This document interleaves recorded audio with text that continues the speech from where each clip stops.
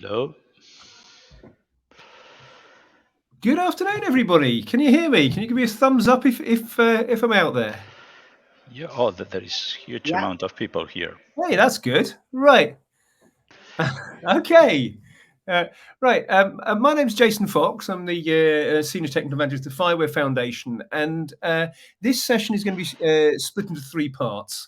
To begin with, I'm going to give you a basic overview of the LD bit of JSON-LD and NGSI-LD, but I won't go into the details of the NGSI-LD API, which is what the context brokers use. At that point, I will pass over to my colleague Alberto Abella, who will describe the use of common data models within the system. And then finally, I'll get back to telling you how context brokers actually work. Now, for those of you who are familiar with context brokers, this will be revision background. You'll know what you're talking about. For those who are new to data spaces, need to understand what are the requirements which you might not have thought about within a system. This will actually be quite interesting, because the problem with data spaces, of course, is that you are dealing with other organizations. So let's get down to my presentation. We'll get the first bit running. Right, I have to get my thing up. I'm running. Right.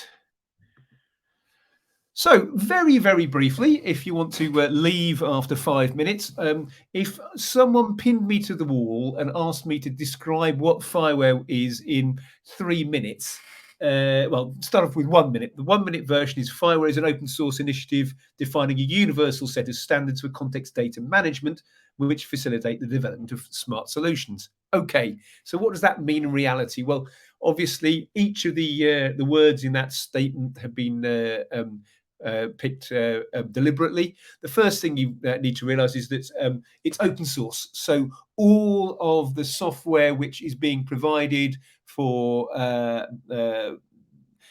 by the contributors to the FIWARE catalog, it's free. You can download it. You can look at the source code. You can raise bug reports. You can fix bugs in the system. It's stuff which there's no initial fee to pay for. There are potentially certain restrictions on what how you can use things and how you could describe them, but that's your usual open source licenses. And it's what we're offering here is a universal interface. Universal because you are not restricted as to which domain you're talking about. Initially, I would say the majority of FIWARE implementations were in the smart city domain, but we've branched out. We're in smart water, we're in smart energy, we're in manufacturing, we're in smart tourism. We've got a variety of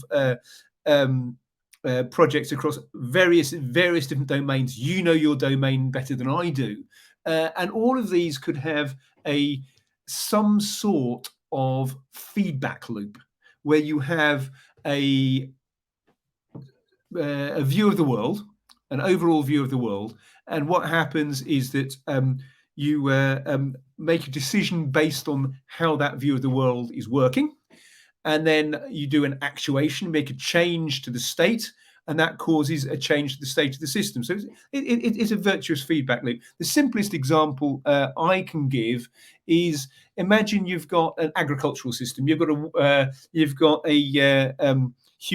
soil humidity gauge in the ground, and the soil is dry. Okay, our system says, okay, the soil is dry. I need to make it wet. So it will turn on an actuator, it will turn on a water sprinkler, and then obviously that will cause the real world state of the real world to change, and the soil gets wet, and obviously it will switch off the sprinkler. Now that's a feedback loop, but you would get a better decision, a smarter decision, if you could obtain information from other sources. So imagine this situation with a water sprinkler, but as well as the data from the device itself, we are getting data from a weather forecast. And the weather forecast says it's going to start raining in 5 minutes. In that case, obviously, the decision software, which is your proprietary special source, would decide maybe it's not a good idea to put the water sprinkler on right now because we're going to get rained on anyway. It'll save water, it'll save money, and obviously it's something you can sell. So this is the idea of a smart solution. Smart solutions make better decisions when they've got more information. When their information is context data, what we mean by that is the state of the world right now.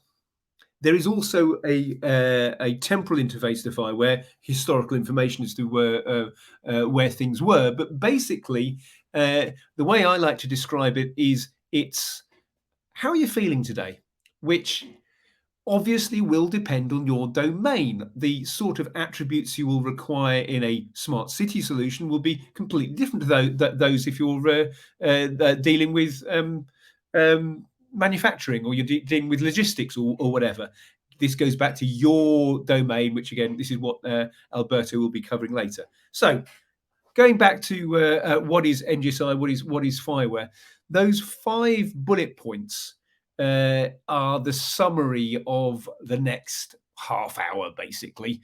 It's actually the next 3 hours. The summary being that it is REST done right.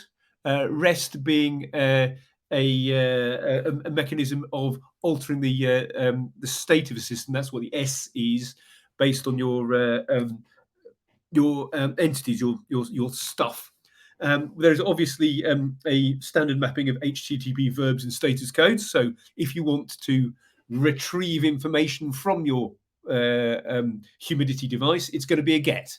This is the idea behind this is we're not surprising our developers. If you want to change the status of your water sprinkler, it's going to be a patch, and so on and so forth. Now, the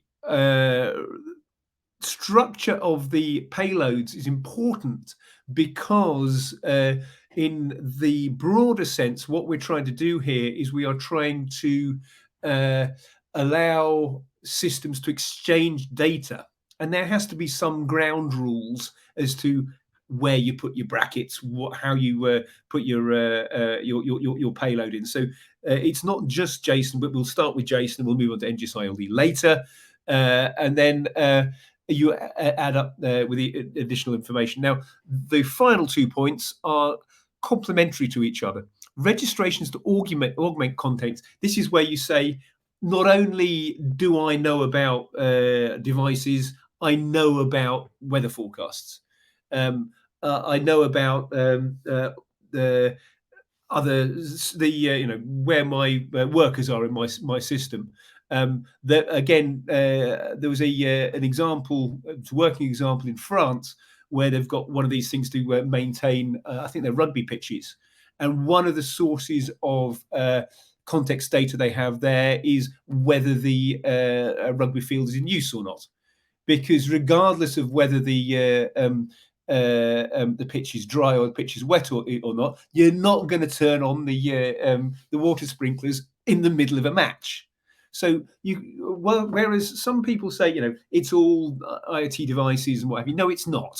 It's broader than that. Context data is not just your IoT layer. It's anything which could help influence your decision as to what's going on. And the final point here is this publish subscribe mechanism. Now, obviously, some decisions are asynchronous. We want to be able to send information out to other components around the system. And as such, we need a mechanism to be able to subscribe to changes of data or retrieve information that something has happened. So again, the publish subscribe mechanism, this will be at the bottom of the hour, about 6 o'clock this evening. We'll be able to get the information coming through. This is a very common slide which you'll see in the introduction with multiple introductions to FIWARE.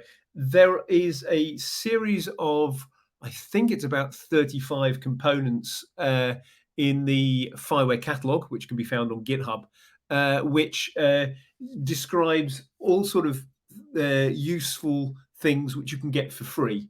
You can provided you have a context broker, which is the central element in the core, the context broker can retrieve information from IoT devices, or I don't know, Excel file you put into a system or whatever, and it will hold the current state, at which point it will pass data up into the processing layer. Now, there are in the processing layer these sort of mauve color at the top, various elements which you might want to use. You might want to deal with real-time processing of events, windows of events, where you might want to put stuff onto a dashboard. These are all common stuff, and you can get that for free. If you want to write your own dashboard, if you want to write your own analytics software, you're free to do that as well. You own the thing which you are forced to have within any FIWARE system is a context broker. For those of you who are looking at creating a data space, you should consider that each of your players in your system should have their own context broker.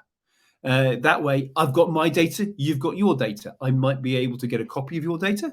I might prefer to actually just say, can I get it directly from you? There's no point in me regularly polling and downloading your weather forecast if what I want is to make the decision based on the right now.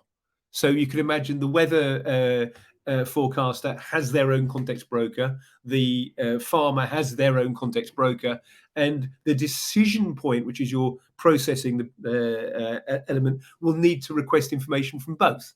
Now, as you probably noticed, so far, I haven't mentioned security at all. There's a reason behind that. Security, FIWARE itself is agnostic as to which security system you're using. We will be dealing with security on the session tomorrow. But if those of you who've been listening to the people from iShare this morning would realise that actually there's a complementary fit between the iShare components and the FIWARE components, certainly when we're dealing with data spaces.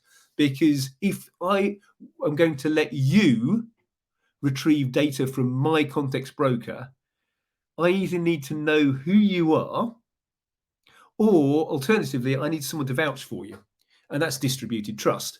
And as I said, distributed trust is the area which iShare comprehensively covers. But in general, what we have here is that there are a series of components on the security side which will work with FIWARE. There's some which are direct within the FIWARE catalog, like Keyrock and Wilma, who follow our rules as to when things get published. There are others which work perfectly well with FIWARE, like, say, Keycloak or Keystone. They don't necessarily turn up to the FIWARE Technical Steering Committee all the time, but they are proven components which are used to secure your system.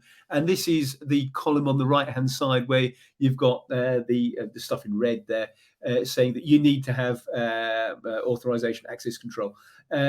You may want to publish your data. You may have a public data going out. You may want to make some sort of analysis based on a huge amount of data, and so on and so forth. You can look at this slide. The details here can be found, as I said, in the FIWARE catalog as to justification of why you might want to use a component. You're free to use them. You're free not to use them. You're free to trial them, which is probably more important, because it may be the case that your architecture works, maybe the architecture works. The only thing which is a requirement for a powered by FIWARE solution is that there must be a context broker, there must be context data. Moving on to NGSI. NGSI is this interface. There is an NGSI-V2 interface, which is JSON based, and there's a newer specification called NGSI-LD.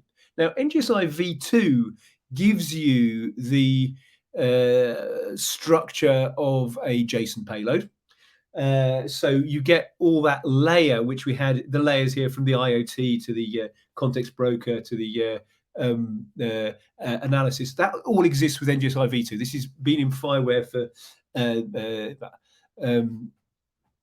probably about 10 years. The NGSI bit comes from the OMA specification for telephonic devices. So this is an old concept. FIWARE itself has been going around for about 10 years in total. So you don't get vendor lock-in because you can obviously switch in new components which connect to your context broker, which then pass data up to the next layer. And this interoperability layer gives you a viewpoint on where's the real world. And we've already got this ability to do the different architectures. So given that NGSI V2, which is JSON-based, already exists, why do we need another API? Well, it's not exactly another API. I'll go into that detail there. Why do we need this extension? And this is where we very much come into the area of data spaces. My data is useful to me. Obviously, if I have a single context broker talking to my devices and I want to switch in and out, or I'm a city and I'm just connecting to all the various different sensors I've got around the city, or I'm connecting to the CRM system or complaints or whatever. If I'm in control of everything, that's fine because I can just decide which system goes into my my data. And which bits of which model is being used for the data system.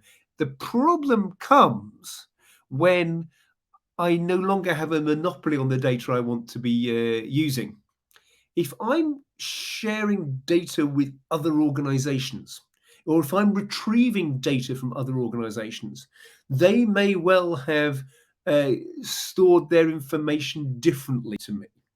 I can't dictate what they are calling their attributes. If they have an attribute like name, is it a login name? Is it the username? Is it just a strange NAME code? We don't know from just those 4 letters as to what that actually is. What we want to be able to work out is that we need to have a common understanding of this problem. The 2 examples I've got here, you may not realize it, but obviously there are borders everywhere. If you're looking at the car parking, imagine I've got a city. I want to know whether there's free car parking spaces. However, there may be an administrative boundary between my city and the town next door, and they could have a car park which is usable by people coming to my central business district, but it's not under my control. I need to be able to retrieve their data. Now, obviously, if I have an application which is deciding whether to put, I don't know, pricing controls of people coming into the central business district, it could be of use to me to understand this information from somewhere else, somebody else's data, somebody else's control, and I need to get hold of the information. A more obvious system where there always is going to be a little bit of friction in the system is if you look at the area of smart tourism. There are obviously international borders. If you happen to be a port, like this is actually the town of Menton, which is between France and Italy, there's going to be information about, say, events across the border in Italy, which you may want to promote to tourists coming off the cruise ship. As well as there are going to be obviously events in the town on the French side of the border and other information. Now, you're not going to tell the Italians that they all have to speak French. They are going to have their own developers are developing their own system, and they'd be naming their attributes according to a system which works for them. And obviously they have the flexibility to build their own system. And when you want to start combining this, you've got a problem. Now, this problem has got a relatively simple solution, and this is the LD bit of JSON-LD.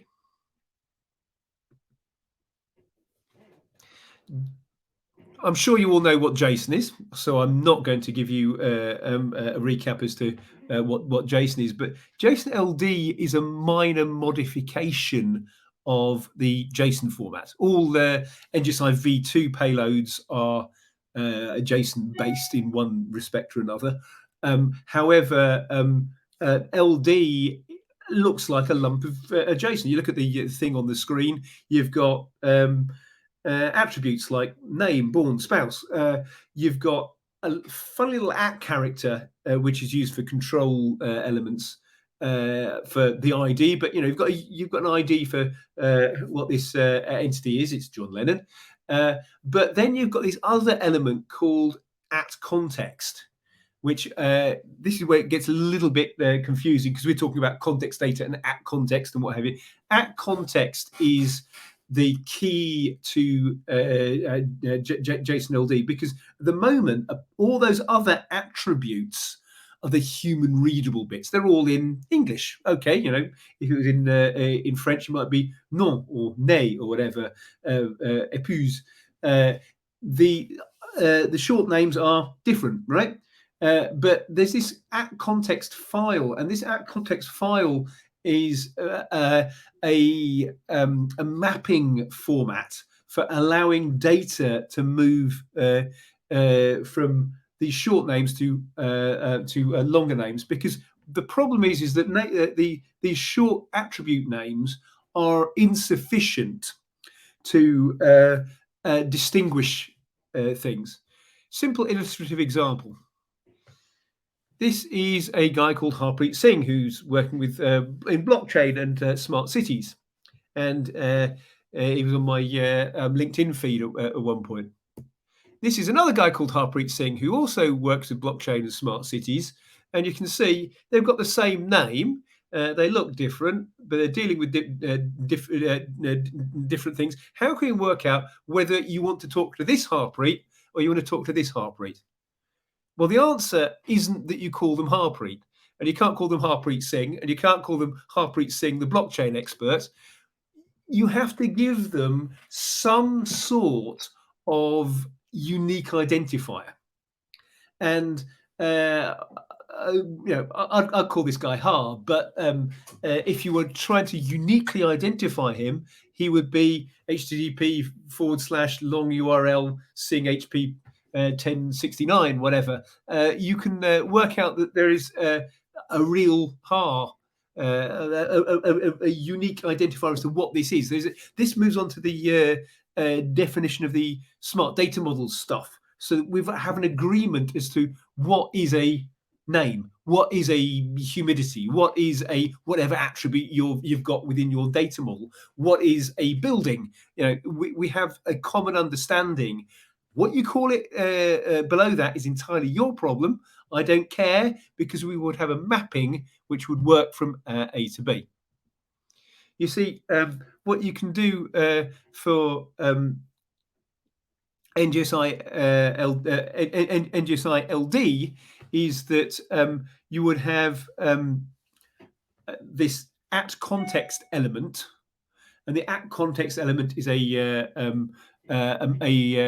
mapping of, say, Harpreet to that URL, or person to a long URL, or whatever it is. And you can use your preferred short names in your payload data. If you were to remove that @context element at the top of this payload, you would have a payload which would work perfectly well, would be valid NGSI-V2. If you were to use a context broker and you decided to that your content type was application JSON, and you placed the @context into a header file you can do that as well. So again, you can remove this from the payload body. But the fundamental point, whether it is in the body of the payload or the header of the payload, is that there must be this at context element, and it must have data in it. Now, going back to the point here, this here is JSON because it's relatively free form. It's got key value pairs. This element here is NGSI-LD rather than JSON-LD because every attribute we've got has got a type, either type property, type relationship, or one of the subtypes of those. And for properties, it's got a value. For relationships, it's got something called object. Now, even this is not actually a requirement. This is the full-fat normalized format. This is the format that machines like to talking to each other like to define, because you notice in the at context element there are two parts. There's one element which I've said FIWARE GitHub data models. This is my viewpoint of the world, which is saying, I have people, I have names, I have born, I have spouse. But there's also another context which is called the core context, and the core context says I have types, I have properties, I have values. Every element of the API within NGSI-LD is well defined within the core context. The core context says you must have, defines what a type is, and a type becomes a full URL, so that there is absolutely no ambiguity as to what that data is. Now, once we get onto the API, you'll see there's multiple ways you can get the data coming out, but this is trying to show you the most verbose format that is available. This is something where, because machines are dumb, they need to have the information drummed into them as much as possible, explicitly saying there is a difference between an attribute which is pointing to another attribute, which is a relationship, compared to one where you have a value. Now, in this case, you've got certain elements where things are unlikely to change, static data like the born element, but you could change your name, you could change your spouse. So there are, again, context data here where things would be able to change.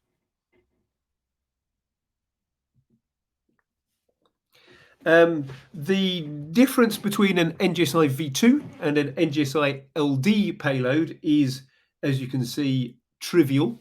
It's very difficult to see any differences in this slide whatsoever. But I will go through them. You can look at them at the slide yourself. Point one: the endpoint is no longer just /V2 entities. It's now NGSI-LD V1 entities. Similarly, depending on whether you place the at context element in the body or in the head, you may want to change your content type from application JSON, saying my payload is JSON, to application LD plus JSON, which is saying my payload is a special kind of JSON. Below that, NGSI-V2 allowed you to, for the attributes, now attributes of things like category, address, location, name, etc. You were able to freeform what the names of them are. So you could say, it's a Boolean, it's a postal address, it's whatever. That is now limited to being property, geoproperty, subtypes of property, or relationship, because those elements are all defined in the core context.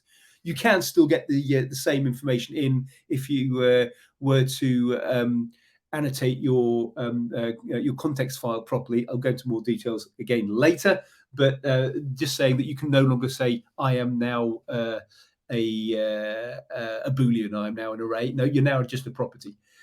Beyond that, you can see that various types of data are acceptable. You can put in arrays of strings. You can put in some sort of a JSON structure as a value. You can put in GeoJSON as a value. You can see that both cases have got a point location there. The other minor difference is the way that metadata is dealt with.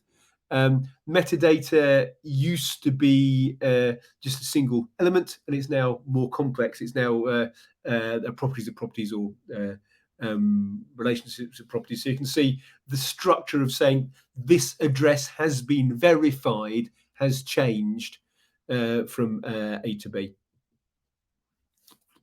More specifically, the NGSI-V2 data model consisted of entities which had attributes which had metadata, one level, okay, and that was well structured. Whereas the NGSI-LD data model is much more fluid. So you can have entities, properties, relationships. However, an entity can have a property, and that property itself could have a property of a property, and that property could have a property of a property of a property, and so on and so forth. Typically, 2 levels is enough for any situation, but you could envisage a situation where, let's say, you wanted to download the state of a smart building. You may want to get everything in one graph, all in one go. That would be possible. This means that the structure is much more comprehensive and can cover a much wider element of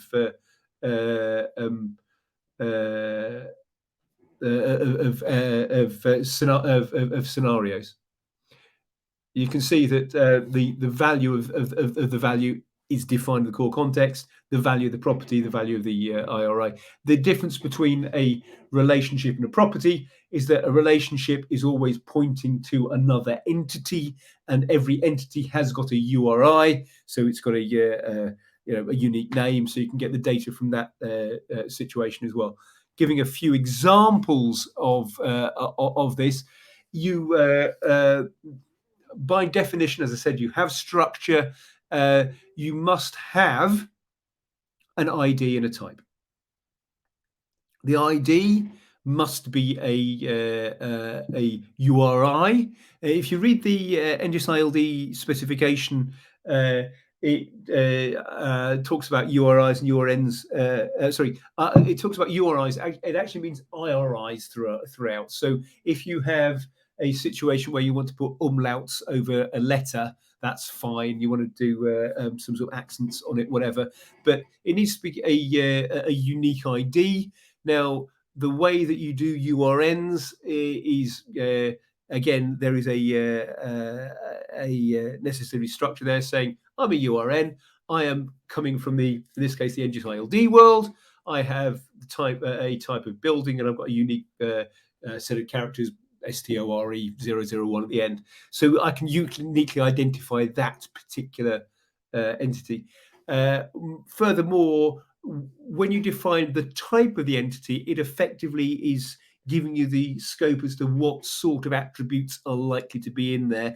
Once again, if we go into the full details of the @context file, there's you can look at the @graph element of this other @context file. We'll go again, more details later, which will be able to tell you, okay, this a building is likely to have a floor attribute, or it's likely to have a location attribute, or whatever. Now, within any entity, it will, again, depending on your domain, talking about what you're talking about, you have a series of properties. Properties are, as I said, with context brokers, we're dealing about context data. It's usually information about the state of a thing in the real world. You can have conceptual types, like, I don't know, an invoice, which is connecting various elements together. You could have a property which is, say, a link to some sort of persistent storage, which is holding an image or something like that. But fundamentally, properties are the state of the system. Now, beyond that, obviously, if I have a field like address, that could have metadata. And the metadata is usually property of property. So a verified address is an address property which has got a property of property called verified, which has got a value true. Similarly, you have relationships. You can have relationships of relationships. You can have properties of relationships. So if you have a hierarchical system, you could say person A is managed by person B. And you could have a date stamp in there, like you could have person A has been managed by person B since 2021. And also you could have further elements. So you can see how we have a knowledge, overall, we have a knowledge graph here, which is telling us about the state of the system, or alternatively, allowing us to go and look elsewhere.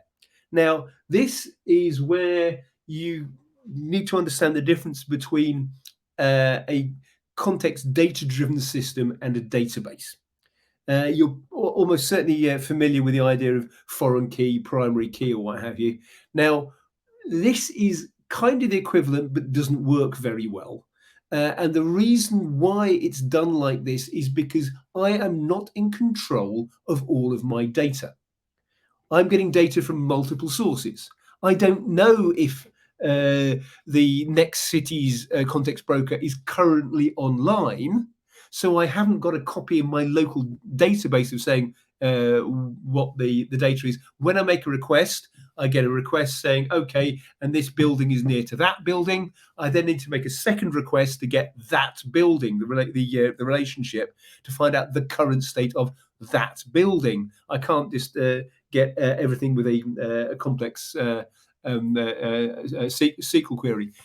The flip side of this, the upside to this, of course, is that when you do get data, you will be getting the current state of the world to the best of our knowledge. Obviously, once again, you're talking about a federation of context brokers.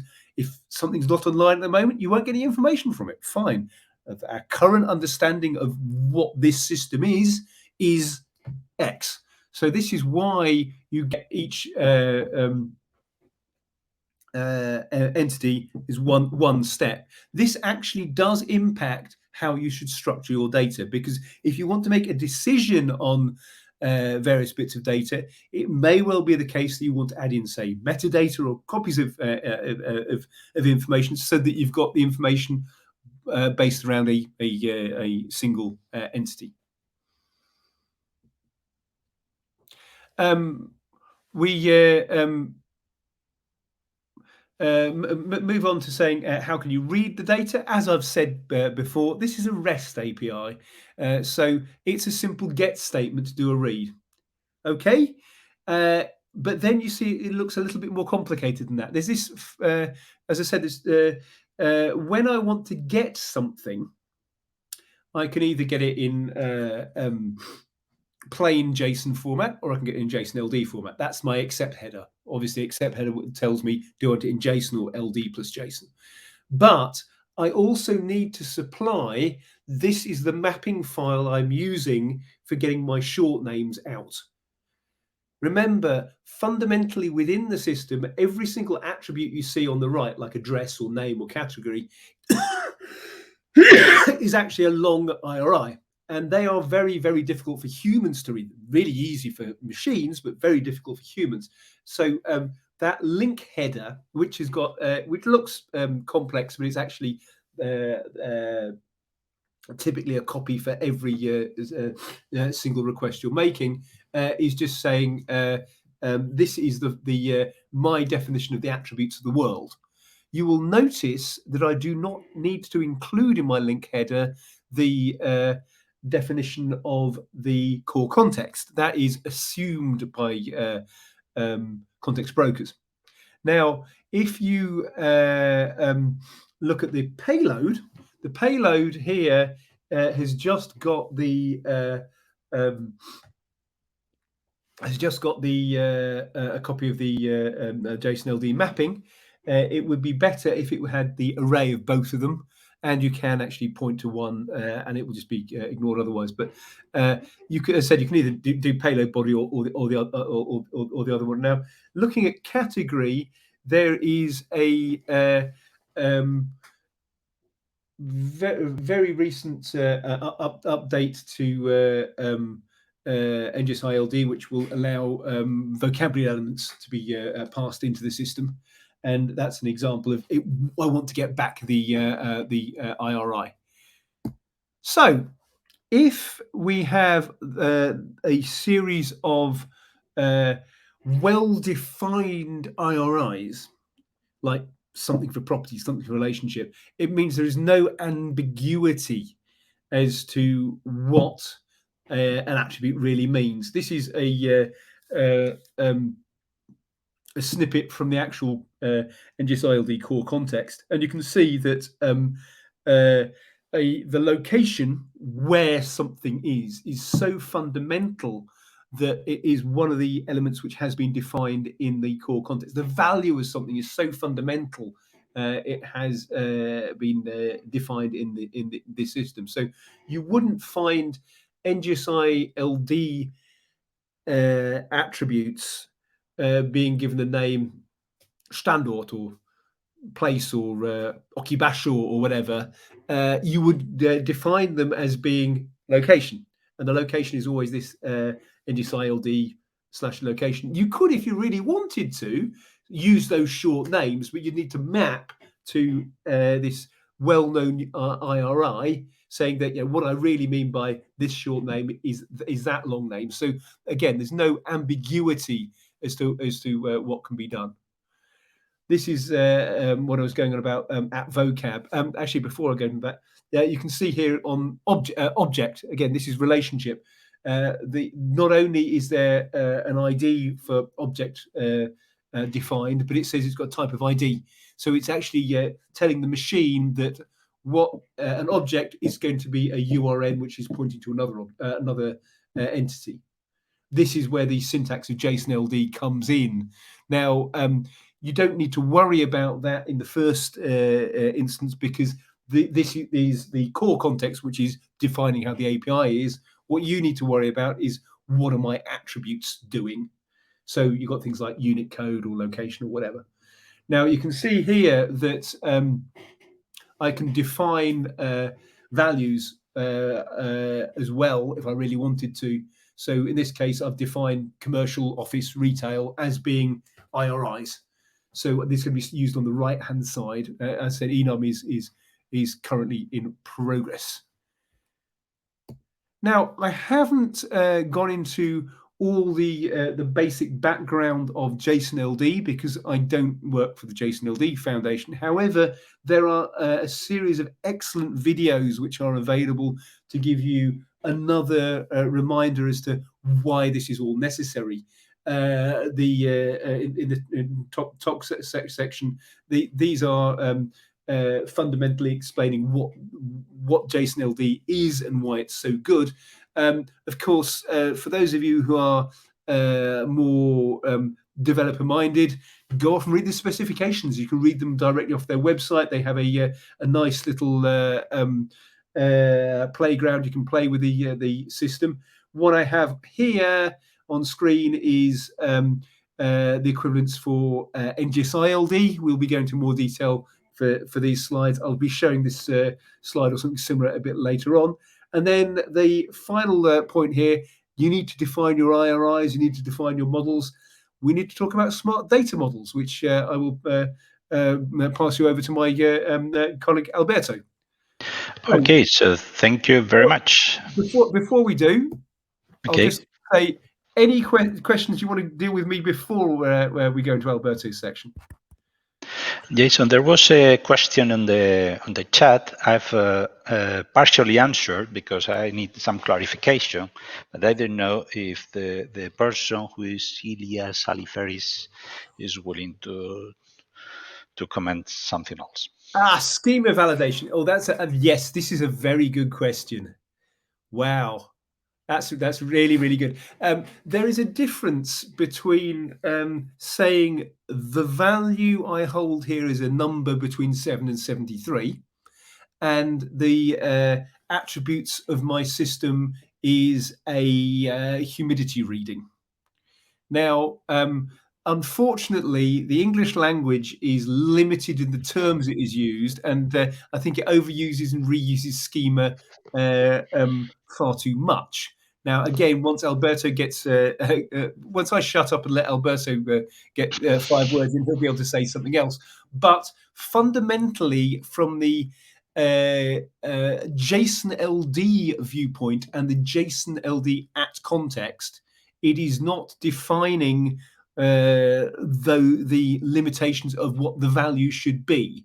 It could be defining the difference between various nodes. So you could say, if I have an entity, if I have a relationship, then the expected endpoint of that relationship is going to be either a car, a bicycle, a car entity, a bicycle entity, or a caravan entity. That is possible. That's your at graph. However, it is not validating that data. That is done by something confusingly called schema.json. And I'll pass over to Alberto. We could talk for hours on that one. Really, Yeah. Let me provide just a simple question, a simple answer to that question. So the answer is that, is the broker doing this? The quick answer is no. But in smart data models, we provide some tools for that. But I don't want to, let's say, to start explaining the end of my talk. Let me share the screen if I can. Jason, Yep. could you let me stop sharing? Please. There we go. Here we are. Let me put here, share. Yes, here we are. Okay. So far, we've been talking about data exchange, really, rather than data validation or data input.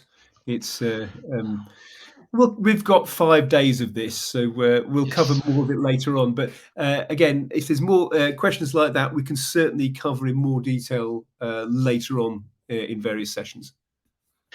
Okay, I want to ask one thing to my colleagues because now I won't be seeing the comments on the chat if there is any question. So please let me know if there is anybody making any question from the chat. So thank you very much for joining here. So I'm going to get into one element that Jason has drafted, which is, okay, we are capable of storing and retrieving information from the system, but maybe it will be rather convenient for the people using the systems to be capable to share the models, the information, the structure of the information that we want to share between 2 systems or between 2 applications or between two different organizations.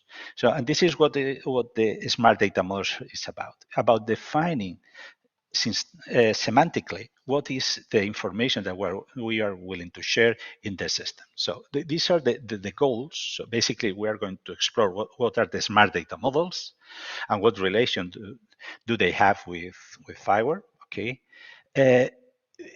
Possibly we'll introduce some specific data models for verticals that can be interested. Remember that this is especially dedicated, this session, to the people who is joining I4Trust project for the second call.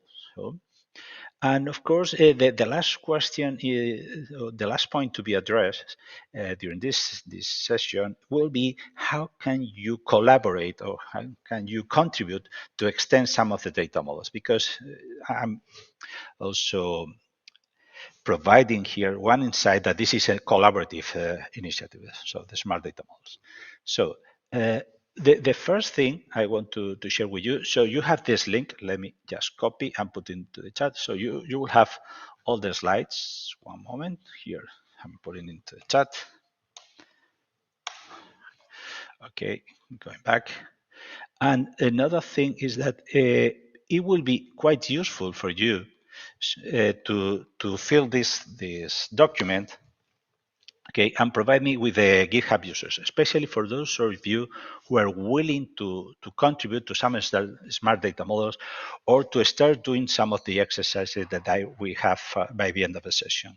The idea of this session is just not only to explain the smart data models, but also to provide you some examples and some exercises that you can do after the session or in the last minutes of the session, and eventually you can contribute with actual data models to the initiative. So this is the agenda. I don't want to get into that. First thing, who is managing who is governing the smart data model. So there are 4 organizations currently. The IUDX is the Indian Urban Data Exchange, which is part of the Ministry of the Home Affairs of India. TM Forum, which is a worldwide telecommunications association. Okay, Open and Agile Smart Cities. Okay, which is an association of cities, smart cities across the world, and of course the FIWARE Foundation. Oh my God. Okay. And what do we have here? So what the main elements of the smart data models? First thing is a community. It's a community, so it does not belong to a specific organization. These 4 organizations are the board. What they are doing is just providing the resources and the guidance, but the data models are contributed by the users.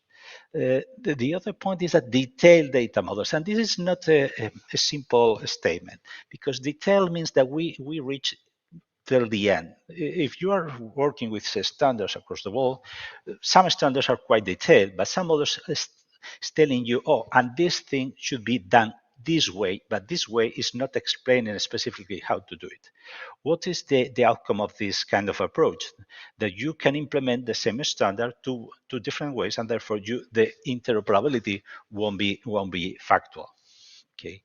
The other thing that is worth mentioning is that this is not an effort of this 4 organizations, but with other relevant organizations. In fact, currently there are 86, if I'm not wrong, other organizations that have contributed to these data models. We care about the coherence and the consistency between the data models. Okay, so we try to not reinvent the wheel. This is one of the first principles, and the other principle is that if we have an attribute, an example as Jason was mentioning, on name, and name is a string, it will be a string for all the data models. So to the maximum extent, with some exception that I'll explain later. We have created a method for agile standardization, and when we mean agile, we'll explain later. But we are, let's say, in another temporal dimension. So when creating a new standard or a new data model could take months or even years in some usual organizations, standardization bodies. For us, creating a new data model is a matter of days, more weeks. If we have the information, this is clearly agile. So we provide this in order to extend the usefulness for you, for the users of the I4 Trust, to be capable of being interoperable. All of you are going in some consortia that you have to share data. If you are going to share data, you have to agree on the contents of the information that you are going to share. And the smart data models are there in order to help you on doing that and not reinventing the wheel and take advantage of the experience of other organizations, but coming from real case scenarios. And this is quite a differential factor. What we do here is based on experience, so in actual examples. It's not something that we design or somebody else designs, but based on something. And in fact, one of the mandatory requirements for being part of the smart data models is to have an actual example. And they have to provide the actual example in order to get accepted. We haven't mentioned, but as Jason had explained with the open source base of the FIWARE platform, we are also open licensing everything. Open licensing meaning that you will be able to use these data models for free. You can share these data models. You can modify these data models to customize to your needs. And of course, you can share that modifications with the only restriction to give credit to the authors. Okay, and currently we are based on Git, and we have GitHub as a front end, but GitHub is not kind of a requirement we are using, but tomorrow maybe we can migrate to other platforms because it could be more convenient. And this last point is quite important in relation to what Jason has explained. We are connected with linked data, but we are agnostic. So what we have is a service saying, oh, if name for me has a meaning and I want this name will be the one defined by, imagine, schema.org, we are capable of mapping, on providing a context mapped according to the schema.org. But if you want to use another ontology like Saref or Sargon or whatever, we have the service specifically for doing that. So we are not defining these canonical ARIs, but we are here just for helping you to use wherever you want. But so if you want to use linked data, we are very glad that you do it, but we are not providing you with the canonical ARIs. Having said that, we create automatically some linked data in the case that you don't have or you don't want to use any ontology, any vocabulary, external vocabulary. Okay, and the other thing is the other point mentioned here is that has to be widely adopted. So if there is a standard, has to be open, of course, and adopted. So it doesn't. It really restricts the contribution to those people who create the standards, but for any reason, the market is not adopting it.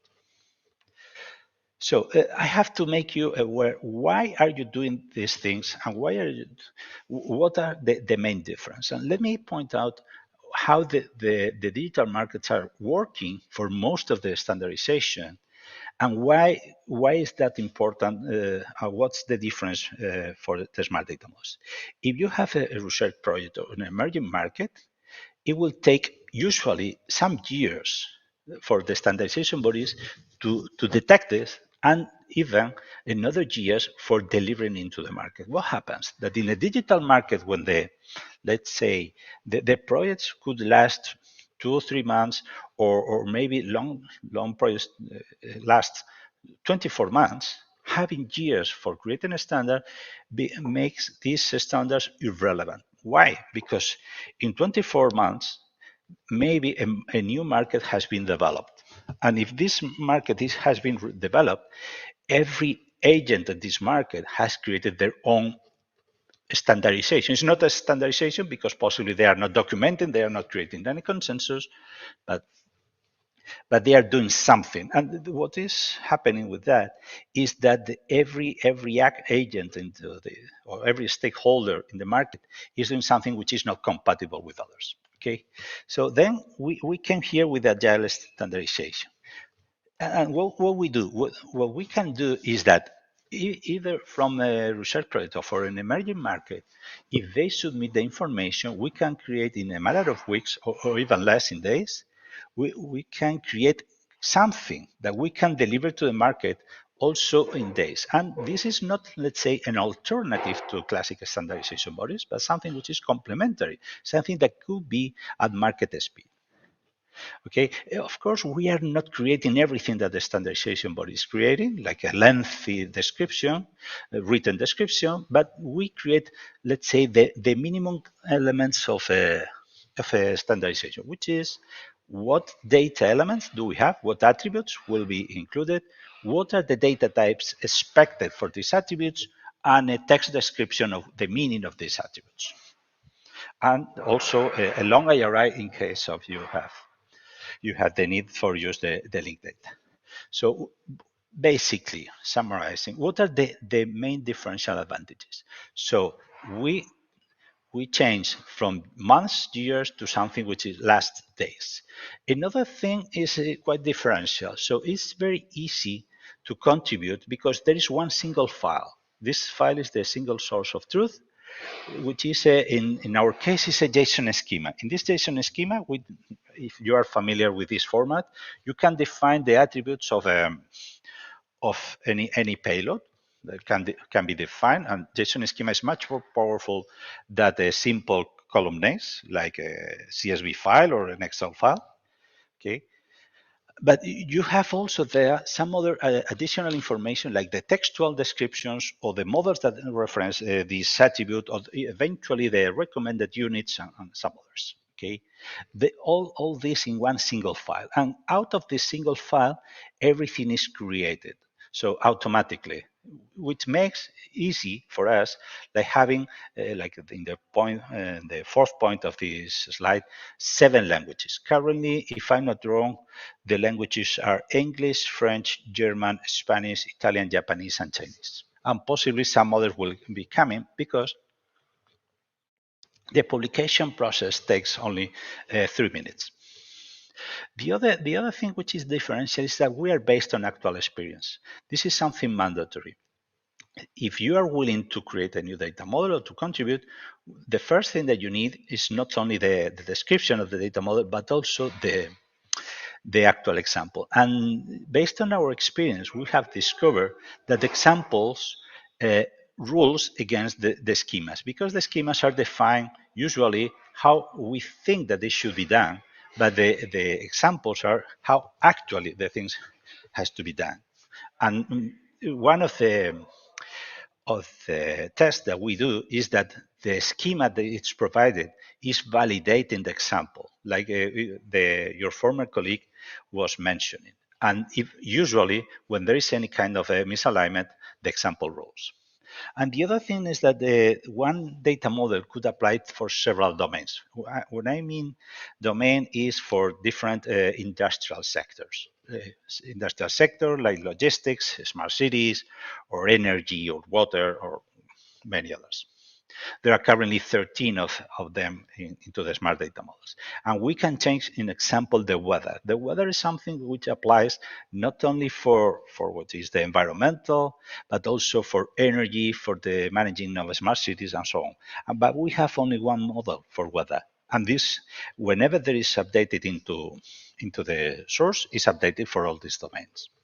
Because one thing that we have discovered is that, on the contrary to some years ago, now most of the projects are, let's say, multi-domain. So if we are doing an energy project, this energy project is being affected environmentally, is affecting possibly the water resources, is possibly affecting some other things. So some principles about the smart data models. The first principle looks to be simple, but it's not that simple. Don't reinvent the wheel. So we have to take advantage of the experience of other users. Fortunately, we don't have resources for creating any data model. And therefore, we are not even trying to reinvent the wheel, because it's something that we, as humans, we tend to create, and we have this, I don't want to, stupid pride to say, oh no, I'm going to do this much better than others. To be honest, the experience is a quite valuable resource, and I guess that is what we are taking as profit from. So we don't create definitions. We have already more than 19,000 attributes defined. So possibly what you need is already in some of the data models. I've already mentioned that we are translating all the specifications in 7 languages. Okay. Every data model has examples. Okay. Whenever possible, we are following open and adopted standards. Okay, you see, and of course, the data model is not imposing you any restrictions on what you have to use. So, if you have a data model with, imagine, 30 attributes, like the ones that Jason showed you in the previous slides, you can use these 30, or maybe only 2 of them, because it is what is convenient for your use case. And of course, nobody prevents you to include additional attributes that is quite convenient for your use case, and you can include it. The broker is not going to validate this kind of additional attributes. Okay, you can validate if you wish with the schemas at the smart data models, but this is not something that the context broker is doing, because it's not his role. Its role, like the same way, is not the role of security. So we are agnostic to that. Okay. And one thing that was to be mentioned for those who are participating in the I4 Trust, you have to define the classes, or what is the data models of the information that you are going to share. So, and you can contribute eventually this to the smart data models. Another thing, when I was telling you that we are not reinventing the wheel, is because this is absolutely true.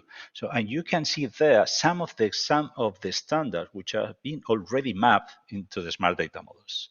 Some of them could be familiar to you. Some CPSV is for the description of vocabularies of public services, the European Union. GBFS is for mobility with bicycles and scooters. quite similar in the name to GTFS, but it has no relation. It's for urban mobility, or EPANET is for mapping large distribution networks of water, or frictionless data, or PCOA, Oslo, or HL7, which is the last standard which is being mapped. So this will be growing as long as the smart data model is running. Okay. What are the conditions? What are the restrictions for one of these standards to be adopted? Is that first thing, we need to be free to use. Okay, no cost. And this restricts, in example, the adoption of some of ISO standards. Why is that? Because the ISO standards are not free. Okay, and of course, we need something with a license that allows the modification and the sharing of the modification. So, or could be an ontology, but this ontology has to be adopted by the market. And you cannot imagine how many ontologies are around there, but not adopted by anybody. Okay, and what makes the difference? So you can provide examples of people actually using this ontology. We're very happy, because an ontology is a very well structured document, so it's very easy for us to map it.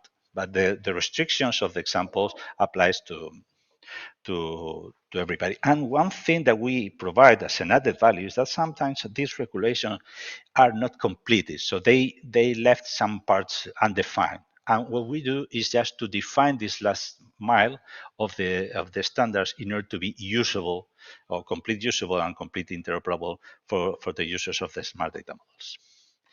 Okay, I've already drafted what is a smart data model, but basically there are three elements here.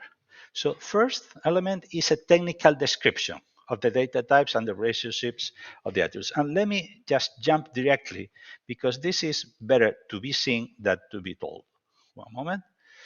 Here, this is the main page of smart data models. Okay, you can visit. Okay, I'm going to put this into the chat for a moment. Oh. Okay, and let's visit one data model, this for flight. Okay, we're going to see the description. You see here a file called schema.json. This is the single source of truth. And maybe I'm going to enlarge a bit to make it easier. And you can see here some descriptions of this attribute: flight number, what is this data model. As Jason has mentioned, there is always a type, and in this case, the type is flight.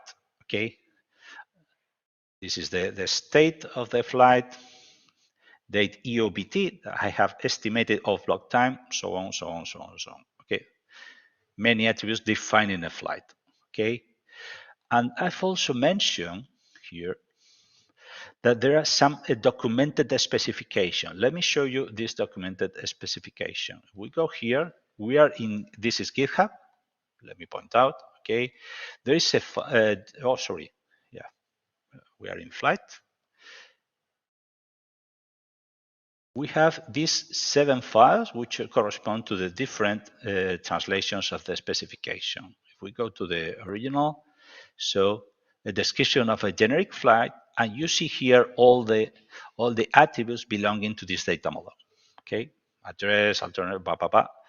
If you are an expert on flights, possibly you are quite familiar. For me, it's kind of speaking in Chinese or Korean, a language that I'm not capable of dealing with.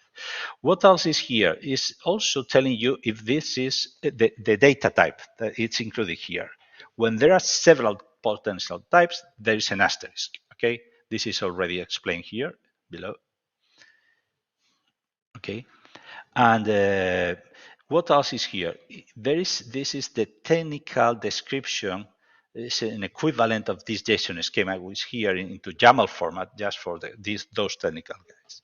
This YAML file can be also accessed independently. So if we go to the former location, you see a file here called model.yaml, which is the one which is embedded into the specification. Let me go back. What you see here also below this description, there are several examples. Okay, if we expand this, we can see just an actual payload, okay, of an example with all these attributes. And there are 4 of them, okay? So in different formats for NGSI-LD, for NGSI-V2, in key values or in normalized format, okay? And all this is available for different languages, okay? This is Spanish, okay? You see basically the same information, okay? And all this is generated automatically because otherwise it could be impossible to be maintained. So we have seen 2 of the elements, the technical specification and the examples. The examples were also embedded, but we have here the examples in which we not only have those JSON examples, but we have also in CSV format. Let me show you. So here we have the names of the attributes and a value extracted from the same examples. Okay, if you are willing to use this with a platform which is not NGSI-LD, something that we don't recommend, but or maybe you are ingesting from a legacy system with this format, maybe this kind of format will help you. Okay, so let me back to the slides. Okay, so we see that these 3 technical elements. Let me insist, based on a real case scenario. Okay, so no, it's not a theory, it's not an academic research. And what is not a smart data model? So it's not an ontology. We are not describing the structure of the information. We are defining only the entities that are present into these data models. We are not creating a standard, so we don't create new standards. Okay, we are providing the data models. Of course, these data models could be the basis of a new standard, of course, but we are not the authors. And it's not an academic exercise. So some universities has approached it and tell us, oh, why don't you adopt this into the smart data models? And the answer is always the same. So do you have an actual example of somebody using this? And if the answer is no, I don't have anybody. So the answer is come when you have an example. Okay, this is the structure. So this is the way that you can find the information. There is an umbrella, umbrella repository called data models. And then we have in a directory, we have the 13 domains. Not all of them are depicted here. And in every domain, there are sub-repositories called subjects that can be depending on one of these domains or several. What is in the umbrella repository? There are guidelines for coding new data models. There are some templates. There is a directory with some scripting tools, these tools that make automatic the management of the initiative. Okay, and there is the official list of domains and data models. Okay, the raw version, because in the main site in Smart Data Models there are some services that, based on these raw versions, are providing you with a more suitable format for the information. Of course, you have these domains, which are. Let's see in reality how is this. Let me go here to the front. This data, this is, let's say, the main repository. We have the umbrella repository, which is data models, in which you have just information for the context. Some of the services we'll explain later. And then we have the specification. The specification, you can see here the different domains. An example, smart cities.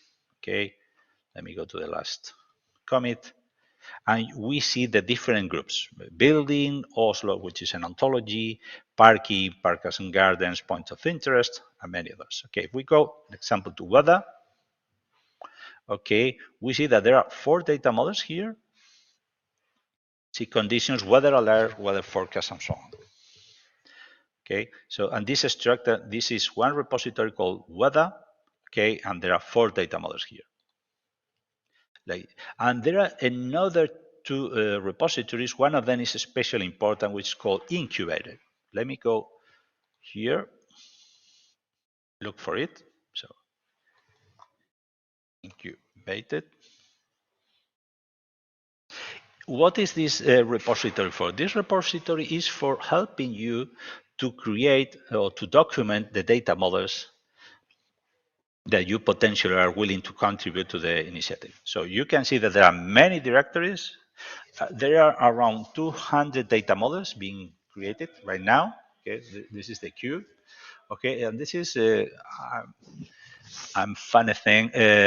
I'm funny say that this is like the Wild West. So there are many things. Some of them are very active. Some others are quite close to be abandoned. And when we determine that they are abandoned, they are removed from here.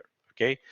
I like to see here. You see the person. This is a data model which is very close to be accepted, and we expect you to work on that and to get it into the official data models list as a consequence of this training.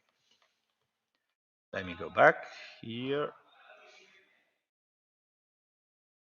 Okay, it's evident, but there are two main sites. One is smartdatamodels.org, we are going to visit right now, and the other is the repository that we have already browsed, github.com/smart-data-models. Okay, there are around 75 repositories. Possibly there is some new.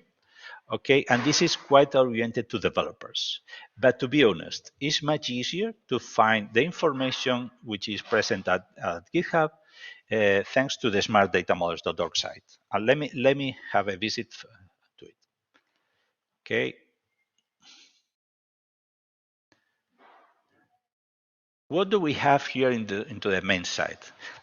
This site is thought for those people who are willing to use or willing to contribute the smart data models, but they are not an experts at the creation of data models. Okay, possibly you are very expert, imagine at agri-food or water, but I don't think that for contributing to a smart data model, you need to be an expert at creating data models. The first thing that you have is the last news. Okay, this is the mapping of a new ontology. It was yesterday exactly. We are creating a Python package, which is quite convenient for those of you willing to document the data models that they are using. Okay, because there are some functions that allows you to check if an attribute exists in the smart data models, and if it exists, it can provide you to the written description. Many other, there is 11 functions, and there is also a function for get the repository always updated. Or this is new data models published, or this is for water quality prediction, and so on. So every time that there is something remarkable, it will appear here. Now we have on the left extensive set of tools. Okay, the first tool that we are going to browse is the list of data models. If we are willing to know, oh, there is a data model about something, okay, imagine that, oh, is there something related with a vehicle? So we can write this, the starting, and then all the data models related with vehicle. Let me go to some, vehicle, okay. We can open it and you go directly here. If you have to do the same going directly to the GitHub, what will happen? You have to go to the main repository, go to the smart cities domain, then from the smart cities domain, you have to go to data model transportation and then to find out the vehicle. So what is better? Depends. If you're a fan of GitHub, of course, this is very convenient for you. If you are, let's say, a regular human, then it will be much easier to look for the word and to find out. Okay. This service also provides you with information about what is the subject in which this data model is located. So, in example, this vehicle is in the data model transportation subject. And you see here all the data models that are present here into the transportation subject. Okay. And additionally, there are some tags for qualifying these data models. An example, we have participated in a sure, not here, remove, okay. Oh, yes, sorry, I was writing down. This is an and. If you put several attributes here, it's an and. So these are data models coming from a single project, okay, and all of them are available here. So, okay, But what else is here? Possibly the next thing, I don't know if you are familiar with JSON schema, but I will take for granted that this is not the case. If this is not the case, and in order to contribute to the smart data models, you need to create a JSON schema, which is a kind of a JSON, not very complicated, but they have some tricks. So we have here just a service, which is an external service. We do not provide it. We can take this text and open in this new web, paste it here, and here on the right appears a JSON schema, a perfectly valid JSON schema. And the only thing that you need to know, imagine that I want to customize this field X, which is something which is a percentage between 0 and 1. So instead of field X, I want to call it my attribute. Then as you can see, it appears here. It appears here directly. Okay, and we have here in this text one example of every type: a string, a datetime, a relationship, an enumeration of strings, an enumeration of numbers, and so on. Okay, so with this you can draft you can really draft a schema without knowing much about how this service is created. Okay. Let me go back here. There are some other data models, so other services, sorry, for the generation of examples. Let me show you. So, or even better, in any of the data models, CityWork, okay. So we have here, we can generate examples. Because sometimes it's not working. Yes, it's not working because there are some limitations, and this is a very complicated. It's a very complicated schema. Let me go to something which is quite simpler. I guess possibly bike lane. So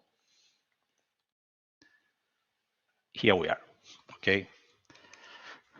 So you can have, and whenever you update, you have a new payload with new values, which are valid from the point of view of the data type, but the information there is, of course, is random and is not useful for this point of view.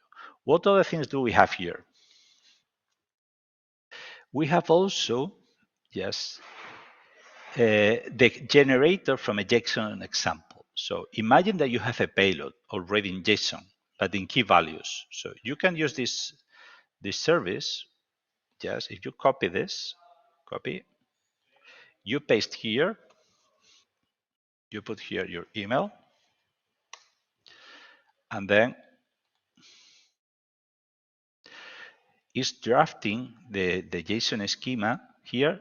Is drafting with these attributes that you have created. Let me enlarge. Okay, it generates the ID and type, and because ID and type are special attributes, it's already providing you with a description. In this case, we describe an entity called test. So we explain that it has to be test. And we provide also an attribute called humidity. And this humidity has been detected that is present in some other data models. This was the case, is providing you with all the description. Okay, so possibly this description is already good for you, or maybe not. You could eventually change. And there is another attribute called other attribute, and therefore the system is not capable of finding another in these 19,000 attributes. If there is another, makes sense because other attribute is quite unusual. So no description is attached, but it's telling you, oh, you need to put a description here. Okay, what other, let me make it smaller, okay. And these two services are somehow advanced services, but quite valuable.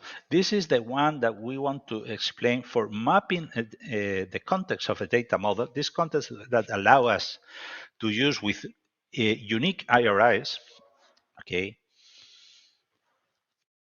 and can allow us to map with different ontologies. Okay, let me show. Yeah, this is the configuration file. Okay, this configuration file, let me show you, is telling to the service, oh, please map all the elements of this data model according to ETSI ontology. What ETSI ontology? The 1.4, okay, which is described here. If these elements are not found in this ontology, then try it with schema.org. What version of schema.org? 1.0. Then if is not found at ETSI, neither in schema.org, then go for IUDX, okay? And if none of this is working, then go for Saref. And if not, it's left with the original. Let me show you with an example, okay? In this example, you see that some of the elements are mapped with the schema, schema.org, schema.org, schema.org, but this annotation is not found in any of these ontologies, and therefore is kept with the Smart Data Models IRI. But some others are mapped with w3.org, which are coming from ETSI, and these ones are coming from ETSI as well, okay? So they are mapped according to the ontologies that you have defined. So if you're willing to use other ontology, it will be quite easy. You only have to get in contact with us, and we can create the mapping service for you. Okay. In fact, if you see the main site, the last post is the mapping of a new ontology. Yeah, here. Sargon is an ontology for energy, and now it's available. We make it available yesterday. Okay. And the last service here is the context merger. What happens when you have data models, we have mentioned, coming from different domains? An example, you have an example coming from buildings, coming from devices, together with the weather and so on. Okay, so you have to create a unique context. This service is helping you out for generating this merge context. You put one configuration file. This configuration file is merging everything that we have. So I don't think it's convenient for you, but instead of that, you can take 2 or 3 of this, which is the usual way of working, okay? And you can create, this is an example as well. So it's merging, if I'm not wrong, battery, device, building, and weather, okay, from an actual project. And some of them, you see that there is all these attributes, battery, coming from battery, another coming from building, another from device, and so on, from weather. And it also detects, oh, there are conflicts because battery level is used in device or in battery. So you have to choose. So it's not solving this. This is something that you have to fix manually, okay? And it depends on your use case. But what is providing this service is, oh, we are detecting. So this kind of conflicts is not going to be produced if you are using this service. So you can fix it. Okay, and these are the main tools if you are a contributor to the data models. There are several others, like this checklist for making easier to remember, or maybe you can access to the templates for submitting a new data model. So instead of using this editor, you have here just a draft of a schema. This is an actual schema, but maybe you can start from this kind of thing, which could be simpler. So it's up to you what to use. We are here, let's say, for helping you out on contributing. The easier the better. Okay. What is the current status? So we have data models in 13 domains. Manufacturing and logistics are rather new, so we have a few data models coming. But there are many data models in energy, in sensoring. Sensoring is rather special because there are sensors coming from many sectors. So if you see here this asterisk explaining, so there are sensors for smart cities, for health, for environment, for energy, for water, so on. Okay, for specifically for smart cities, for cross-sector is a domain that we use for those elements which are very useful or not specific of an industrial domain like weather. Yeah, is of course is very useful for environment, but it is also for smart cities. It's also for agri-food, for aeronautics, and so on. Okay. What else? What is the current status? We have 826 official data models, but there is 231 on the queue. So we exceed 1,000 data models right now. There are in the incubator repository that I've showed to you. Okay. This AAS, which is Asset Administration Solve for verified credentials, the GS1 mapping, which is for logistics, FineJust for agri-food, for CCVC is for cameras, and so on. Okay, and these are the last subjects, which are groups of data models, like SDMX, which is for the mapping of statistical information, HL7, which is related with health, consumption, in this case is related with energy, marine transport for logistics, also for sustainable mobility, and so on. And this is just some information regarding the community. There is 86 organizations contributing, 131 persons, and we document the adopters. Oh, I haven't shown you this into an actual use case. We'll be sitting right now. Okay, what is an adopter? Let me show you. We are here. We can go to the same data model, flight. Okay. What is an adopter? An adopter is an entity using this data model. In this case, is the Aberdeen Airport. Okay, this is the description. In this case, they are not providing a contact mail, and this is the organization, and this is the project. And when is this data model starting to be used? January 2021. Okay.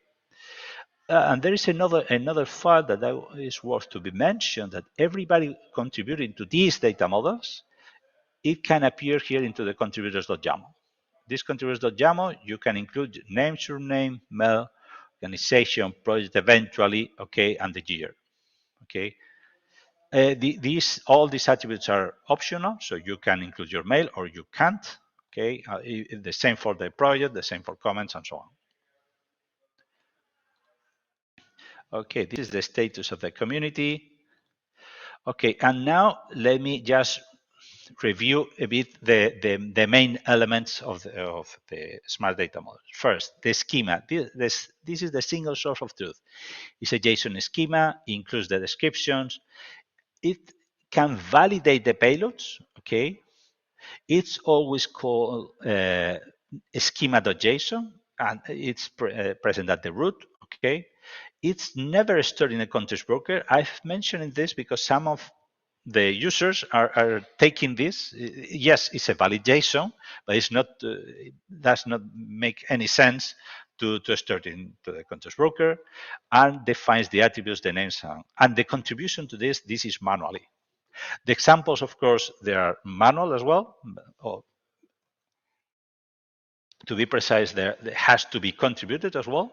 Okay, could be in key values and in normalized format. Okay.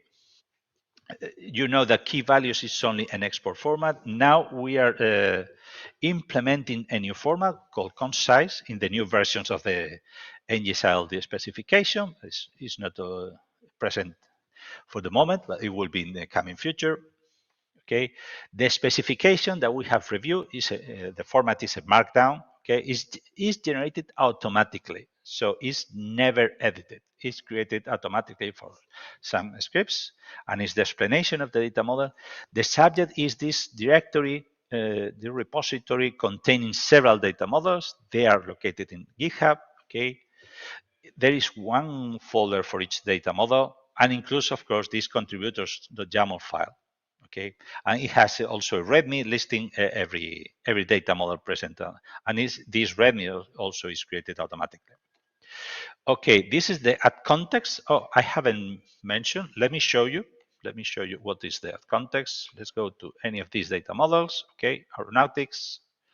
There is always a file called context.jsonld in which every term called IATA is mapped with a long IRI. Okay, this long IRI we create automatically. It is not our goal to define these IRIs because we are not willing to create ontologies, but if you are using a linked data system, you need this. Imagine that there is no ontology mapping code IATA, so you are lost. Okay, let me copy, and most of the time these IRIs have a web page in which you get the basic information about this attribute. Okay, this is the definition, this is the data type, and these are the data models in which this attribute is present. Okay. Yeah, I've shown you the context and the adapters as well. Okay. It's an optional file. Okay, and it's at the root of every data model. Okay, and last, the contributors we have already commented at the notes.yaml. The notes.yaml is a file for customizing the specification, because not always it's possible that you are willing to include additional information. Let me show you with an example. Okay, the same. Oh, here we are. Okay, let's go to flight again. So I don't remember if notes is full of, yeah, there is some information. So flight entity contains a description of the generic flight, blah, blah, blah, blah, blah, blah. Okay, what is this text for? Because if you go to the specification, this text will appear after the description of the properties. So this text will appear here. Okay, and of course, in other languages, it appears as well. Okay, if you are good at Japanese, you can see that there is a this Japanese text is below here. So this is the same text in Japanese. Okay, translated. Let me go back. This is the notes.yaml. This is voluntary, so if you have something additional to include into a specification, you can include it here. Okay. Okay, and now I've explained every element, so I'm going to skip this slide. And these are the list of services. We have shown most of it. So the list of data models, the generator, the creator, the editor. Okay, let me show you a couple of one service, which is a bit useful. So in the main site, the smartdatamodels.org, which is the search. There is a specific menu for search. Okay, and you can search for any element included into every data model across all the data models. Imagine that you need to know, oh, do you have anything related with humidity? Okay, what you have here is all the attributes in all the data models that are capable of sorry, a couple, no. They describe something about humidity. Let me look, yes, humidity here, but it's here in this other data model. Okay, and how many are talking about humidity? I don't know, but we'll see. Oh my God, there is 21. Okay, and of course, whenever you are here, you can go directly to here to weather observe. This is relative humidity forecast. Okay, so we can go here and to find out what is talking about relative, relative humidity or relative humidity forecast. Okay, you can see the description here. So this service is really helping you out on finding anything, and of course you can filter for several criteria. Imagine we are filtering by humidity, but imagine that we need only in environment. I don't know if there is only one. Okay, we could filter, go here and get whatever we want. And of course, you can export this in Excel, CSV file, or just copy. Okay, this service is worth to be mentioned. Okay, and there are another two services. I'm stepping ahead. Yeah, which are here at the community. At the community, I've explained to you that every data model has an adopters file. So here in this, there is a database with the adopters. So imagine that we want to know how many of these adopters are IUDX, which is one of the main adopters. So you can see all these data models has been adopted by IUDX. Okay, or other, I guess, NIS is also adopting quite a few. Okay, so you can see all these data models has been adopted by NIS. There are another service which are the list of contributors. Okay, so if you are allowed to put your name into the contributors file, then you can see here, oh, there is one person. So Fernando, okay, which is providing has contributed to these data models, okay. And if you are willing, I don't know, to GR, of course, into 22 there will be many. Okay, there is 25 pages, so most of it. Let me put something. I don't remember. Let me project. I don't know. Yeah, Here there is something about the project which is called iGreenport. Okay, and it's contributed. Oh, iGreenport, I guess, is a former experiment belonging to I4Trust. Okay, and they have contributed with actual data models. Okay. Let me go back here to the services. So all these services, and all of them are with links. So therefore you can use them. Okay. Other services that we have. Oh, and the only service that I haven't showed to you because it's a beta version is the versions. Let me explore quickly. So for every data model can be extended, and therefore it means that can be different versions. So this is a beta version, so it's not let's say it's not running for all the versions or for all the data models. We are just debugging. But you can see that for AgriFood there is 001 version, 004, okay, or for AgriFarm there's 001, 002, and you can go directly to the version 002, okay. You can go directly to the schema. And eventually, let me take this schema, okay, could be taken into a validator. Let me show you here. A validator, here we have a link for a validator. This is an external service, but it works pretty well. Okay, so we can here. I don't remember what is this data model about. It's about AgriFarm. Let's try to find out the AgriFarm data model. Okay, if I don't know, we can go here. There is a widget. Oh, we are here. One thing that I haven't mentioned is that the JSON schema is validating only the key values. So the key values is always called example JSON. I'm going to take this. It's a version 2, so I suppose that we are going to validate. Oh, sorry, where I put the. I'm going to close some of the. No. Okay, let me find out what is the. Oh, here we are. Okay. Okay, it's validating. I've taken the example, I've taken the schema, and this schema is validating this payload. Okay. That is one of the characteristics. So we have seen this version service. Let me put. Oh my God. Oh no, I was.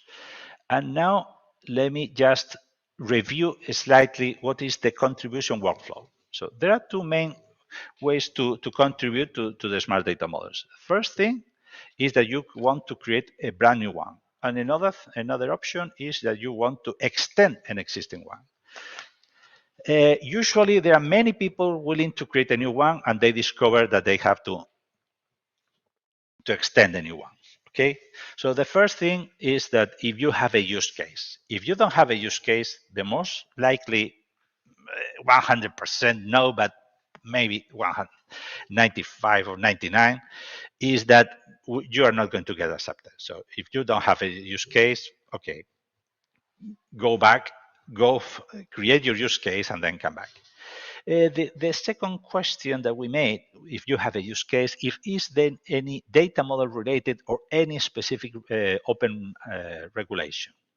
This was the case, then if there is an adopted standard, we say, oh, we have to use this open standard. We are not going here for creating alternatives to open and adopted standards. Okay. Imagine that there is not such a standard, there is not any other data model related, then you can have two options. You can ask permissions to contribute into the incubator repository, or you can work in your own repository. If you work on your own repository, you have to let us know, oh, I finished, please, could you check? You have several tools for checking yourself, okay, before submitting. Let me go here to the main site. Especially relevant is here we have a direct link. Check your schema before contributing, okay? So this service, you can request in a long URI, but you have also a form here. You put your URL and your email, and that's all. So let's click on this example, and it's telling you is replying you with 4 sections. First thing is that the schema diagnosis. Let me enlarge. Okay, it's telling you, oh, you have documented. Oh, I've detected 23 first-level properties. 0 are not described, and 0 have description that has been completed. Of course, because this is an actual example. So, and 23 are described well, so go ahead. In the case that there will be any of it which is with some issue, it will appear here directly. So instead of true, it will say, oh, this is false, missing something, or whatever. The message will be here. And it is also telling you that there are some already used properties like this category, and it's telling you in what other data models is being used. And not only this, but also the description is included here, just in case that you want to copy. And of course, if there is new attributes, okay, this is not relevant, it will appear here. But in this case, there is not any new attribute because it's an actual data model published, and therefore is found. And also, it's telling you, it's reviewing if there is some metadata into the schema, which is derived from, when the data models are derived from an existing regulation, if you are missing the description, if you are missing, some tags, or you are missing the license. Okay, they are not mandatory, but they are telling you a warning. Maybe you need to include something else here. Okay. Okay, I was explaining you can check yourself. Okay, imagine that everything goes well, then you submit, you make a pull request, and this pull request will be reviewed by us. So if you do it into the incubator repository, what will happen? So let me show you in the main site, Smart Data Models. Your pull request will appear in this section. This section here. Okay. Yeah, pull request and issues. Okay. Every 10 minutes, we are reviewing all the repositories, the 75 repositories, and checking if there is a new issue or a new pull request. Okay, so this on the data models repository, this is in aquaculture repository, this is in Oslo repository, and there are something that some users is telling us or is contributing. So every 10 minutes is parsed, and therefore you can find it here. So if it's not appearing here, maybe we have a problem, and then you should contact us. Okay, we were in this workflow, and if everything goes well, we'll pass a manual review and we'll say, oh, go ahead. And this publication process takes 3 minutes. What is the other alternative? That you are extending a data model. This is even easier. So you have to do it directly on the repository where this data model is published. You create a pull request or an issue, and we check it out manually. And then if we accept it, go for the publication process, and all the specifications and all the attributes and all the databases and all the context are automatically updated in 2-3 minutes. Okay. And how should we document these data models? There is a contribution manual available in this link, bit.ly. Let me copy and put here into the chat. Here, one moment. But it's also into the main site. Let me close some of the, here. There is a direct link here in the upper part, contribution manual. Let me emphasize. No, I can. I want to, you see my mouse here. And it's explaining to you what are the requirements for the description. You see the same workflow. You see the files that we have already mentioned, the structure of the files, and those and the links to the same tools that we have mentioned across the presentation. So basically, the only thing, these are, let's say, the things that you can include into the description. You have to say if it's a property relationship or a geoproperty. We can separate all the elements with a dot and a space. And you can include the model, the reference model, the recommended units. If there is an enumeration, the enumeration items. If you want to include the privacy also, and if you want to describe a language property, which is multilingual, you can include here. And here you see an example. This is a fake example. So temperature, which is a property. The reference model is schema.org number. The units is degrees centigrade. The privacy is low. The enumeration is this, which makes no sense in this case, but it's for the sake of showing here. So these units that you see here, okay, are searchable as well. If you go here to search, you can go here, units, the degree, and they are telling us any attribute which has these units. Of course, they are recommended units. Okay, they are non-mandatory, but you can include it and document it here. Okay, this is the contribution manual. Let me go here. Okay, there are many other warnings and links to the tools. So basically, are the same tools that we have commented here. Okay, and also are commenting those elements which are created automatically. Okay, this is the contributors.yaml, the adapters.yaml, and all of these are generated automatically. So you don't need to review it because you are not going to interact with them as much as we know. Let me check the timing. Oh my God, I guess that we have, I'm going to finish just providing you with some inputs for doing examples by yourself. Okay. So supposedly, if you're willing to do that examples, you need these formal requirements. So basic knowledge about NGSI-V2 or LD, okay? Some work with the context broker, but very minimum. And of course, some of JSON and JSON schema, Git and GitHub, and a code editor like PyCharm or whatever. It doesn't matter what you are using. So you need to have a GitHub users, okay? I recommend you to use, there is here one repository specific for you, so you can request permissions to get here, and what you do here can be anything. You can break everything down because it's for testing person, but this here, there is a schema, okay? There are examples, and possibly you have to run the test and check if everything is properly documented. And if it's properly documented, please let us know with an email or raising an issue on the main site. Let me show you. Here, there is a contact. Okay, you can raise an issue here and let us know. Oh, I'm finished. One example, please, could you review it? Okay. And in this repository, you have many examples to play. Okay. And of course, here there is the checklist. Here in this checklist is everything that you need. Where is this checklist? So it's also available on the main site. Let me go. If you go here to the main site, you have here on the right the contribution checklist. This is everything that you need to do in order to accomplish with a successful contribution to the smart data models. Okay. I haven't mentioned the contribution agreement. This is mandatory to get finally accepted, but it's only a form with three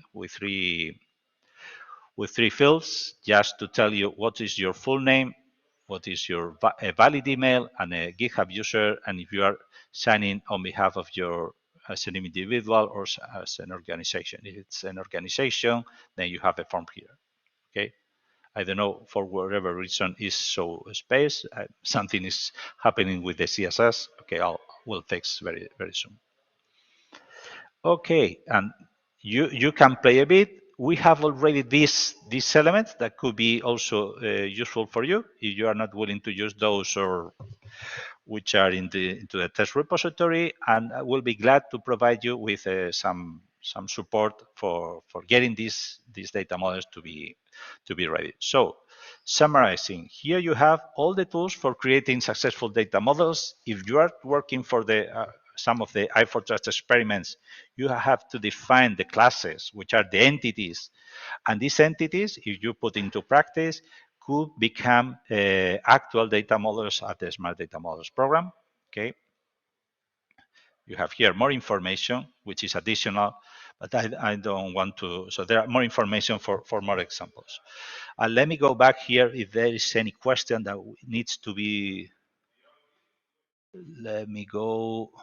There are lots of questions for you, Alberto. Oh my God! Oh my God! Unfortunately, I'm limited in time. I have only 5 minutes. I If have there are to. ones you want to let me take, I'll take them. But you take the ones you think The most important. WordPress is behind this WordPress service. Is there an API? It's not an API, but worth to be mentioned something. You can download the full database of data models here. Search, there is an additional, and here you have a link with all the data models in a single JSON file. Okay, we are already, this is very new, and this is in a very, it's not an alpha, it's possibly a beta, but you can install all the data models as a Python package here. Do it at your own risk, because it's something that we are testing right now. So possibly you get the most valuable output that you get is an error, but it will be soon, very soon, in the, let's say, in a stable format. Okay, but all the information is there. Let me address something else. Should we add one of these data model in our Orion Context Worker? The answer is no. No. The Context Worker is not meant for storing this. The smart data models, the examples, yes, but not the data models. If we need to account and trace, there is, okay. This is pointing, Roman Kravchenko is pointing to this is one sensor of CO2, okay? This is the contribution manual. For a smart AI camera, no, for AI camera, there is not, but there are some data models related with machine learning. Let me go. Here, I'm going to do the same that you can do, search.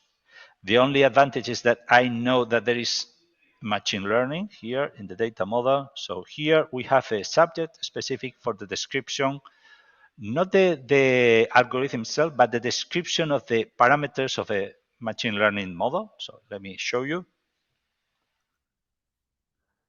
So there is the RefML processing, the output data types, the output attributes, the source, the type of algorithm, the version, and so on.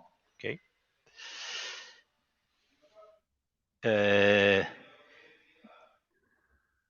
Yes, for camera, Roman has already answered specifically, and there will be more for camera. And there is, I assume, this will have to be extended to allow object tracking, possibly. It's very easy to extend. In order to extend one of any of these data models, the only thing that you need to do is to first to provide an actual example, which is the important thing, and then to create a pull request, which is as simple as create here new pull request. And of course, if you are familiar with this, you know what you have to do. Okay.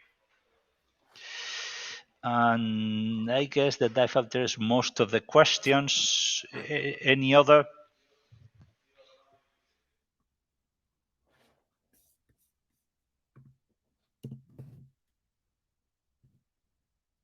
Okay, I'll take yes. There is another. Is there an API? An API, yes, for the functioning in WOP. I mean that you WordPress. No, it's not properly an API. It's not the closer thing that we have is the Python package, but we are considering having an API that you can retrieve online the information of the smart data models. You can download in one shot, as I've mentioned, but this is something we have already considering. So when we say that, is that maybe in some months we'll where can I find the Python package? Okay, the Python package is here in the front end. So let me insist that it's an alpha version.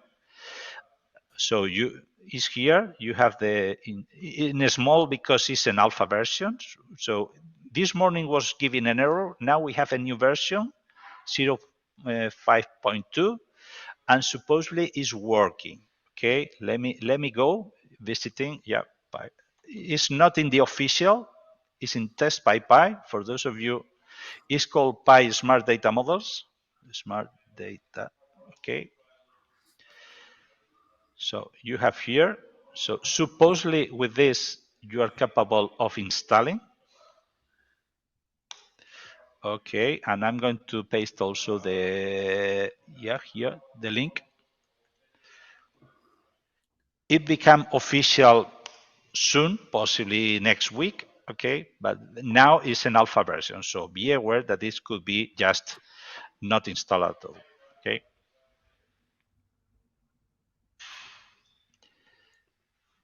Here. Okay, and sorry to say, but for some travel restrictions, I need to leave now. Okay, please let me know if there are other questions. Trust on my colleague Jason, which is really expert on data models as well. So I'll be glad to answer all your questions as soon as we can. Okay, Jason, then I'm giving the floor back to you. Well, back to me. Okay, thank you very much, Alberto. Go and catch your flight. Okay, hopefully. Okay, see you. Right. Bye-bye. Sorry to have leaving. Right.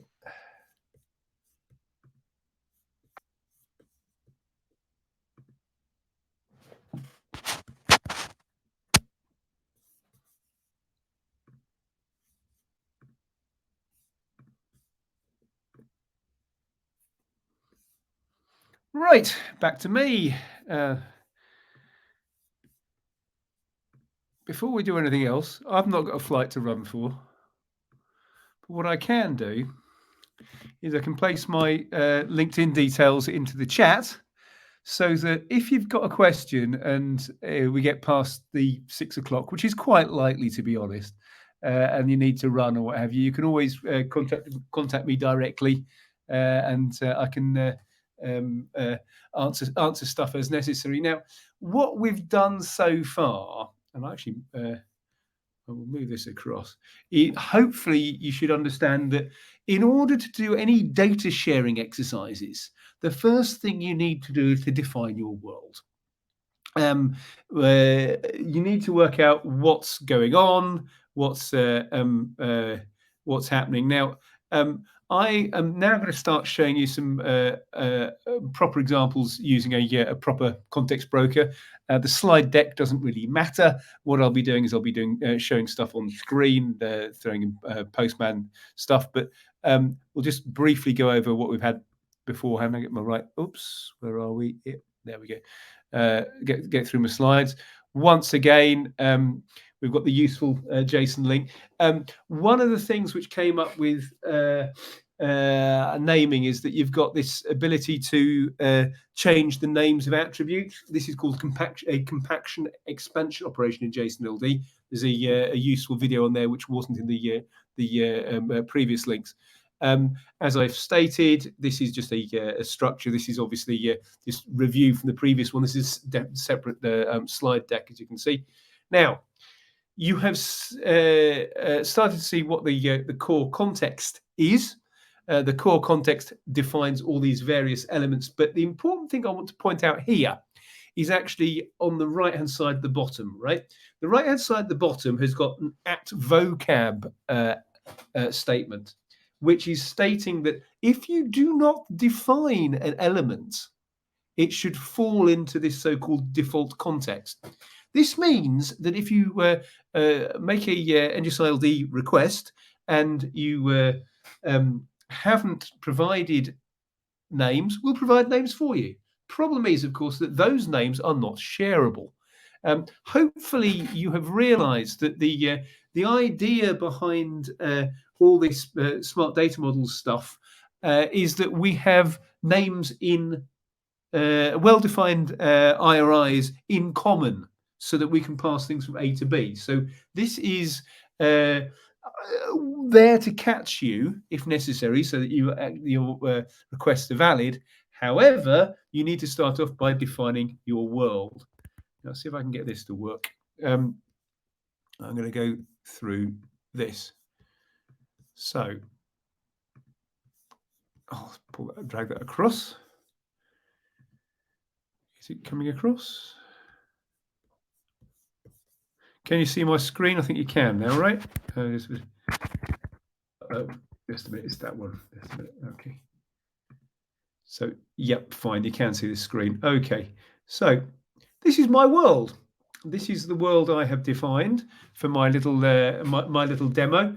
I have a small farm. I've got a farm which has got various attributes: opening hours, who owns the farm, what the address of the farm is. I've got various types of farm building, like barns and conservatories and cow sheds and what have you. And I've got several devices.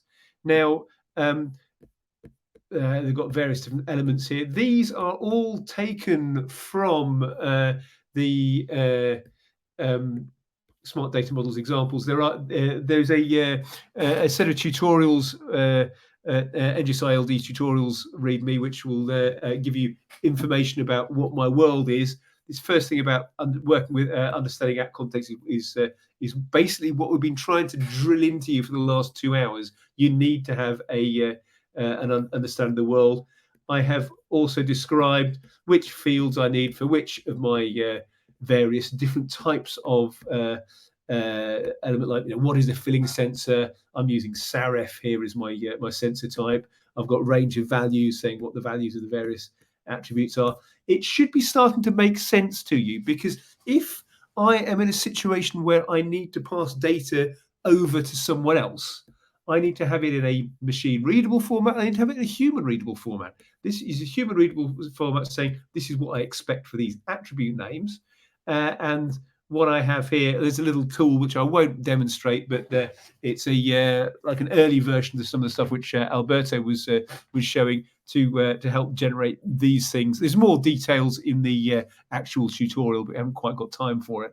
What we actually need is an NGSI-LD, a JSON-LD at context, which consists of it's a JSON file, obviously, an at context attribute, and then a series of mappings. So if I want to have a mapping to, say, where's my mouse gone? There we go. If I want a mapping to, say, animal, because I've got animals on my farm, I'm going to call it a FIWARE data model animal. If I want to do it to various people, you've got male and female defined there, you've got cowshed defined there. You can see that for every single one of the elements I had in my Swagger file has been pushed into that file, generating as key value pairs. That's how we're starting off this world. Now, oops. Those of you who are familiar with NGSI-V2 know that it's got JSON payloads. NGSI-LD has got both JSON payloads and JSON-LD payloads. It's slightly different endpoint. And I said, with 2 other things we need to cover over the next 50 minutes is also registrations and subscriptions. So let's actually just get onto a little demo. We might as well start using the thing. What I have.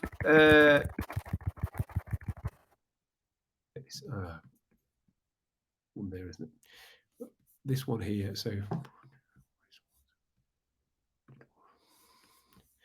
what I have here, I move up to NGSI-LD, is I have a series of tutorials. I've got a little Docker file. This is just the getting started. Obviously, you wouldn't necessarily want to be using Docker for a large production system, but what I've got here is I have an Orion context broker, which is a Dockerized version of it. I'm starting it up with the debug and formatting and what have you. And I have a tutorial in the background, so I can actually go off and do stuff with it. Where are we? That one here.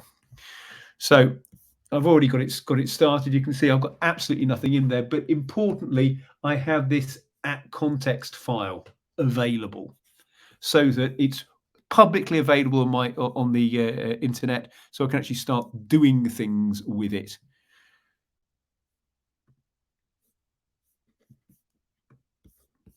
I'm sure you're familiar with Postman. It's basically just sending off stuff in there.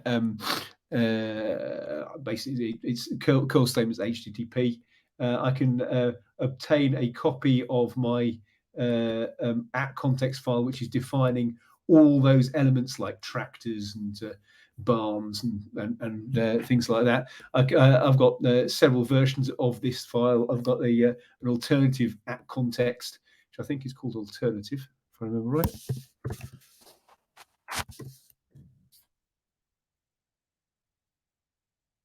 that right? Yes. No, it isn't called alternative. What is it called? Just a second. Alternate, not alternative.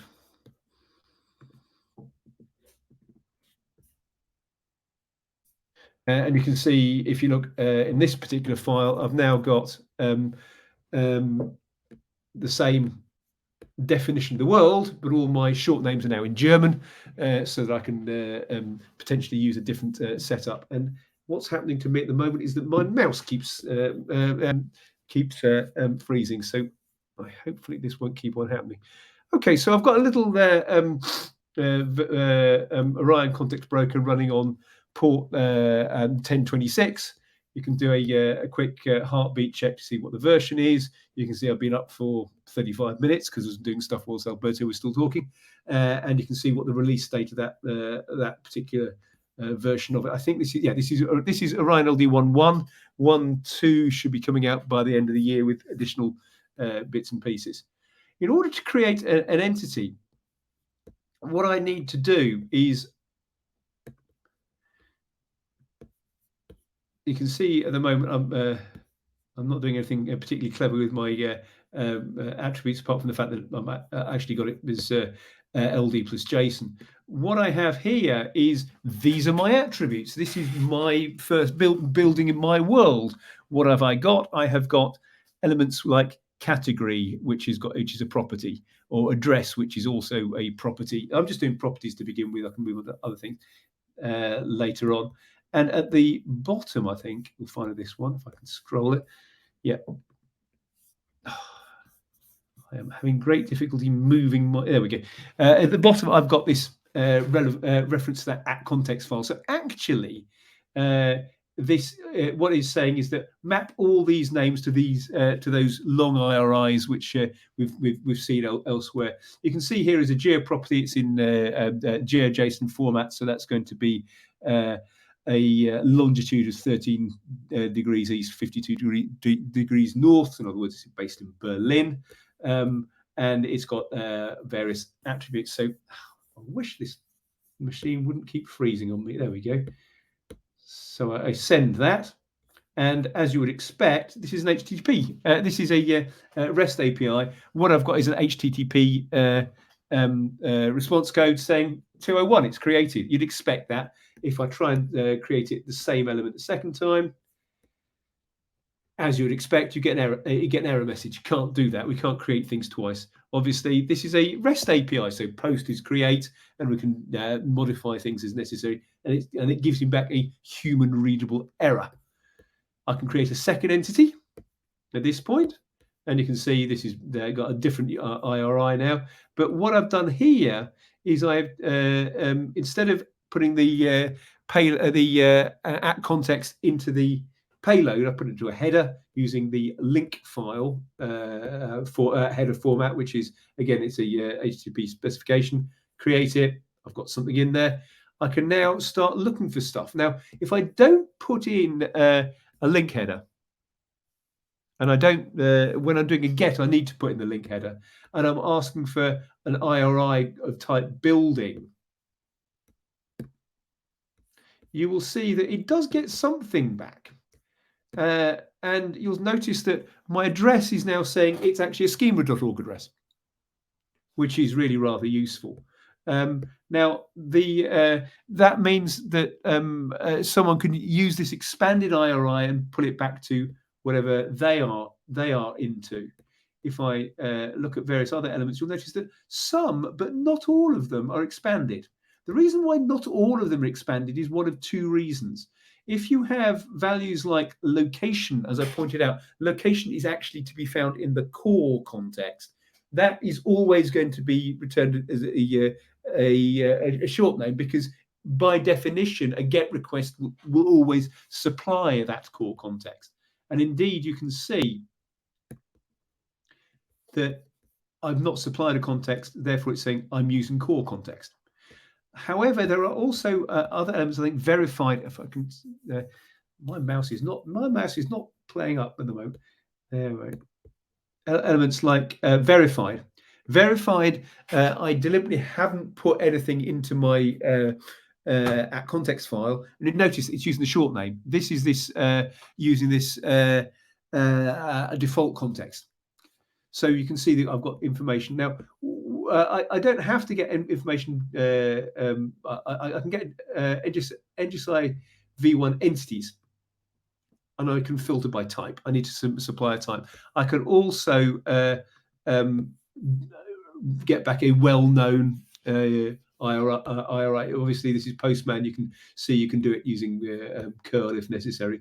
And if I just get back that entry by ID, once again we've got all the information you would expect. Just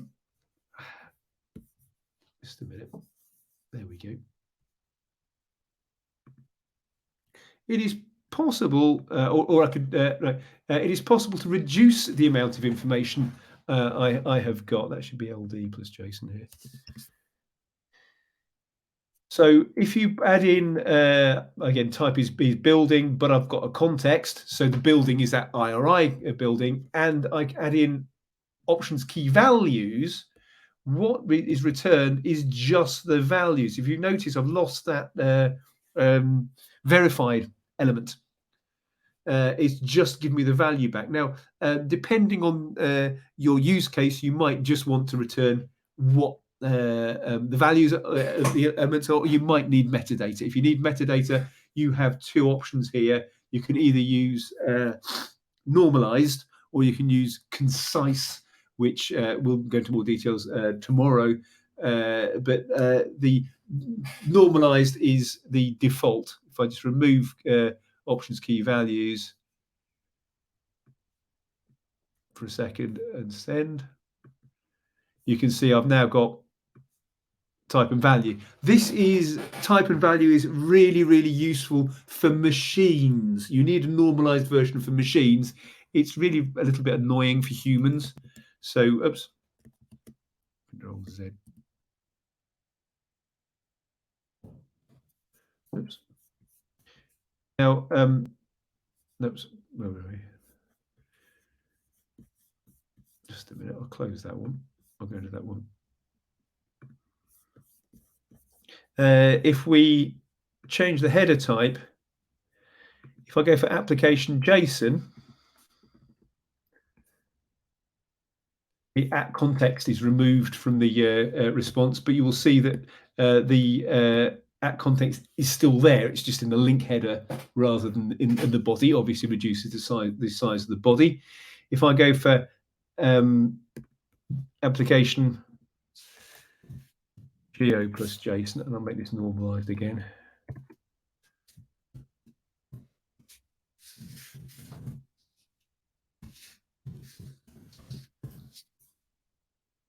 Look at options key values. That right? Body. Oh, it should be a question mark. That's why. My bad. You'll see that what you're actually getting returned here is now in GeoJSON format. As I mentioned earlier, the locations, places, observed areas, what have you, are in NGSI-LD are down in GeoJSON, and you can actually return the whole entity in GeoJSON if you want to display this on a GIS system. So far we're doing gets. Gets are relatively simple, and of course you could have millions of data attributes. So, and you don't want to get hold of everything all the time. So you can apply various different filters. So if I wanted to just get types of building with the name, which you've got the name Big Red Barn, I'll just show you the. I can send that. I would just get back the one building rather than all. And the Q parameter is the way that a context broker can apply queries. And what it happens is that it passes information to the context broker and any other registered sources to saying, do you have any buildings with Big Red Barn? And as you can see, because I'm doing it normalized in this one, You can see the name is big red bar. There's the usual things you'd expect, greater than, less than, equal to, not equal to, and what have you. Going on to my alternate context, those of you who speak German will notice that now I've got type Gebäude rather than type building. Obviously, Gebäude is a short name. It's local to my system, but because of my alternate context I'm using here, that maps again onto my long IRIs, so that this type is a well-known type. And again, I'm looking for name, big red barn. You can see when that comes back, it comes back with address in German, and it comes back with category in German, and so on and so forth. What you will notice, I haven't changed the names of the sub attributes in the address, because what has happened is that I have defined the elements, or the element address, or Adresse in German, as being a schema.org address. And the schema.org address assumes that you have postal code, address locality, address regions, street name.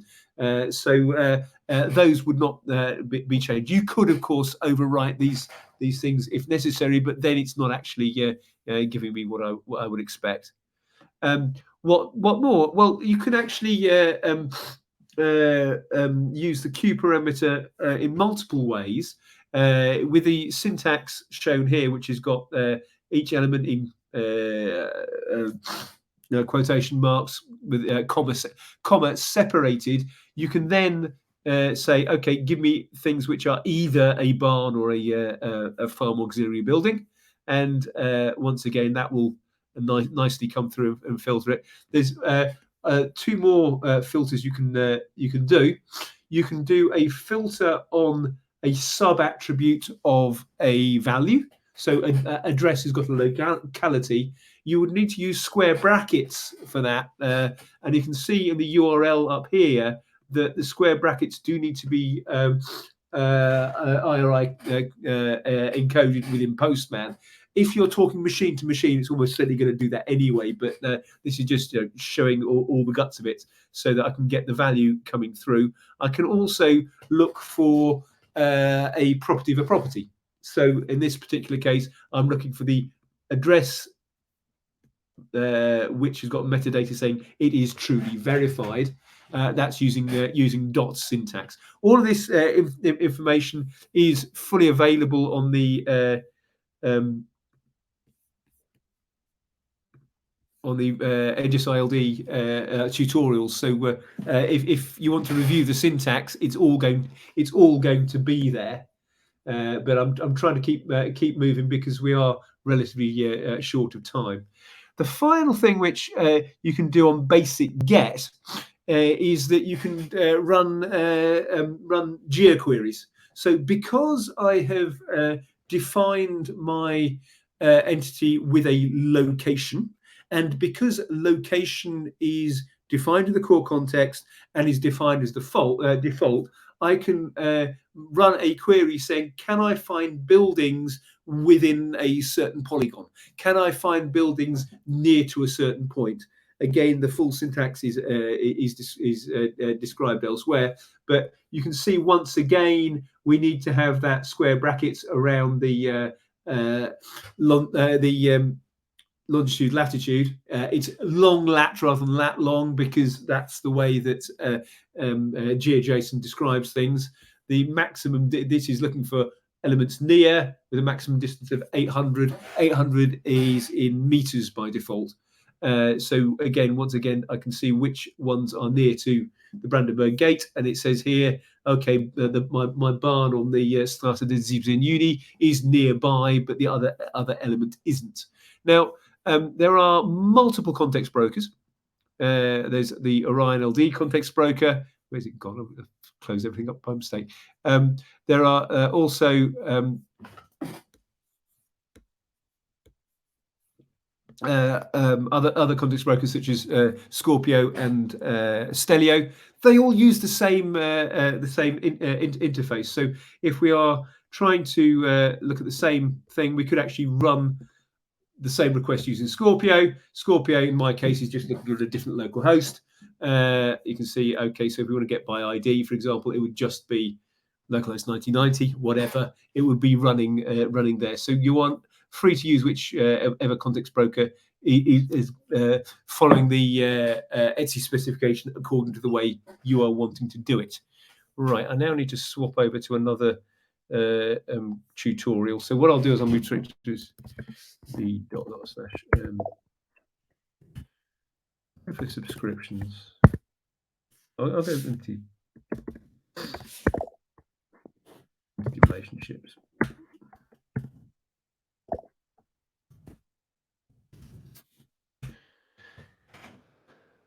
Doing everything and restarting it again.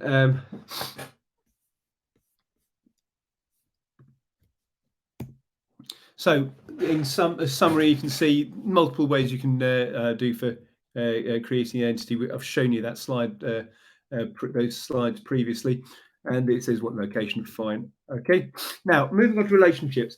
Relationships are fundamental to machine readable linked data. The idea is that you can traverse from node to node if you know what you're talking about, and therefore each element defines a link within the data model. Relationships, as you would expect, are type relationship, or if you are not supplying some sort of context, and you always are, but technically it's an at context, which is defined, an at type, which is defined as type, and it's that URI, which is actually defined as relationship. No one would actually bother putting that stuff in, but I'm just being and you can see in this particular case, you could either have a direct relationship, or you can have a relationship of a relationship, or however you want to follow the system. So for the entity relationships, I can start off by creating several temperature sensors. In addition to the simple post, patch, put, get interface, there is also a batch endpoint. The batch here is entity operations / upsearch. So if I insert that, you can see it's giving me data, and if I insert it again, it doesn't complain. This is probably the commonest endpoint for inserting data. You can see I've got information here about my temperature gauges, but you can also see I've actually started doing things like adding in metadata. Going back to Alberto's point about saying, my temperature is in Celsius. Well, my temperature gauge value is 20, and it's again, it's using a UNCFACT unit code to make sure that you understand what that 20 actually is. I can also do this, create multiple filling stations. Here you've got unit code C62, which is a 0 to 1 definition. You can see it's created some entities there. I can retrieve my devices as you would expect. And at the moment, there's no relationships added in there. But obviously, I can add a single relationship quite easily, saying, my temperature sensor is reading the temperature from building 1, which we created earlier. And if I send, my temperature sensor 2 is found in the barn, and temperature sensor, filling sensor is found elsewhere. And there we go. Here we go. Once again, this is an update. And from there, you can obviously see. So let's find out temperature sensor 1. What do we get back? We get back the controlling asset. If I remove, you notice it looks like it's just key values because it's options key values. If I go back to the parameters and remove options, you will see that actually it's a bit different. The full data has got a type of object rather than a type of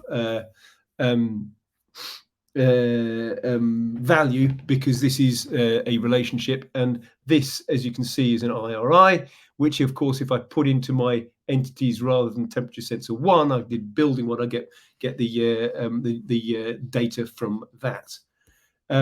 You can obviously make queries to work out which building is the temperature sensor within. This is an example where I'm using options key values, and I'm just getting the attribute controlling asset. If you're wondering why it's called controlling asset, it's because the standard SAREF device model calls it controlling asset, and the smart data model device follows the SAREF terms. As I said, we don't make these up ourselves. We're using the naming conventions which exist from pre-existing systems. So once again, I can just this is set. You can see the options here. I'm just getting the values. I don't need the metadata. And once again, I'm saying I just want to get who the controlling asset is. Unsurprisingly, it's giving me less and less data, but it's more and more concentrated to what I'm interested in. You can do it the other way round if you wish, by slightly changing query. So the Q parameter, give me the controlling asset which has got the value, and give me the entities, and it's saying, okay, same thing. It's saying temperature sensor 1 is in building farm 1, and filling sensor 1 is in also there. This is again where you want to be using a common naming convention, because obviously it helps with your queries. At the moment, I've only got 3 elements which are within one context broker, but you've got to remember that this is designed for large scale systems. So these could be in a completely separate context broker. I would need to be making a query across other systems. If you want to create a bridge table, once again, you can do that. You can have, let's say, an entity like a task, and a task is assigned to a person or to do something in a certain field. I scroll that down again. You can see in this case, what I'm doing is I'm doing a spraying operation, and it's scheduled to happen last summer, I think it was. So you could then say get the information for that, and you can read this information quite easily by putting in an appropriate thing. So an appropriate request. So if I look at the curl request for this one, you could say, okay, this bit at the top. Sorry, I'll work from the bottom. This is saying I want to get back JSON as opposed to LD plus JSON or GeoJSON. This is saying I want to use the following context. Again, this is something which, once you've created your world, you personally, when accessing your own context broker, will always be using that link header. Now, if some other company, entity, what have you, wants to start using that data, they can use your link data, or they can request using their values. So again, these two tend to be fairly static, and this is the bit which is where we are making our query. I'm saying I want to find out tasks, type task, which is using the herbicide 001, and if I send that, you can see that it returns back the field attribute, because that's what I've got. So this shouldn't be that difficult. This is just how relationships work. Now, if you want to get into more detail, you could define the fact that within the JSON context, you can have an ID and type saying this is an IRI which is holding this value. However, that is only if you're talking about key values. But what you could also add in, and this is something I alluded to earlier on, is that you could have an @graph element added into your @context. Remember, my @context at the moment, I'm keeping it simple. It's just the key value pairs. You could actually annotate information about this. So, for example, in this particular example, I'm saying, okay, I have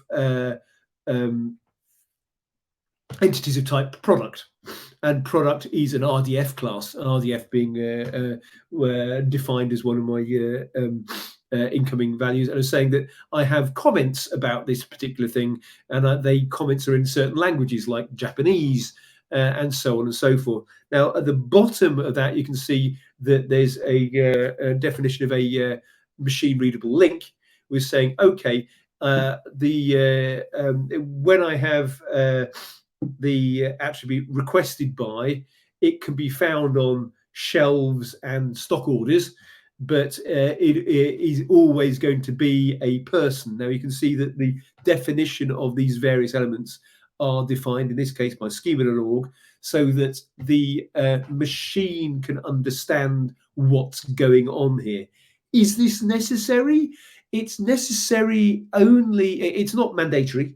It's necessary only as you wish to expand your data space to a wider and wider audience. If you can get your participants to agree just to use the attributes, and you all know what you're talking about, you say, okay, we all have weather using the smart data models weather model.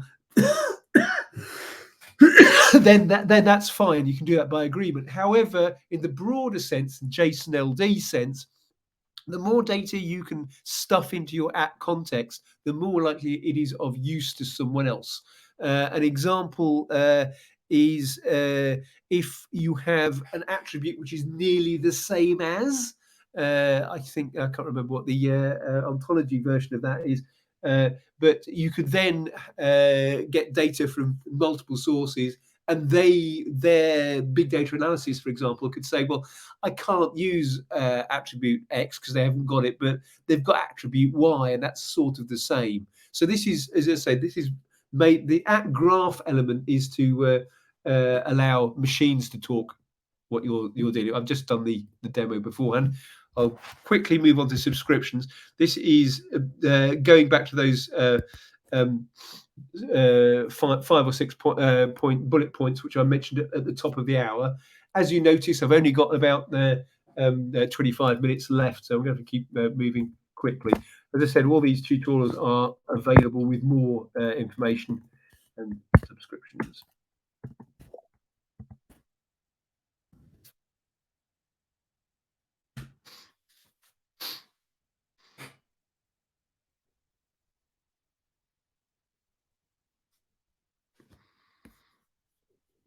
And you can see once again, I'm waiting for my context to be available, and it should be available now. You're going to tell me it's available? It's getting there. Yeah, that's interesting. It's failing on me. That's not Sarstream, it's Kitematic. I might need to restart. Here we go. It took a bit of time to finish it up, but it's bring some data. We've got a few more elements placed into this system, and have I got that working? Okay, well, I've got 2 context brokers working for some reason, so I hope I've got the right data in there.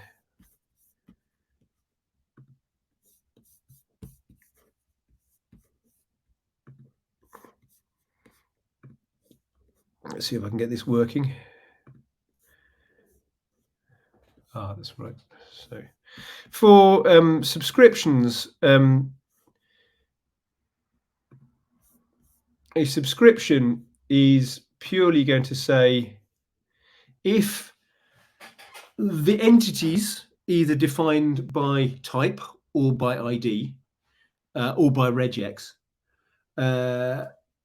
and looking at a specific attribute or set of attributes. So it's saying if the filling attribute of the filling level sensor has changed, and then you can add in your Q. So your query parameters, you can see this is really quite complex, this query parameters saying if the filling level is greater than 0.6, use semicolon for and the filling level is less than 0.8, and the control linked asset is farm 1, then it will do a notification. The notification is in various formats. You can have key values, which is a simple form, or you can have normalized, or indeed there's a concise, which I will deal with tomorrow.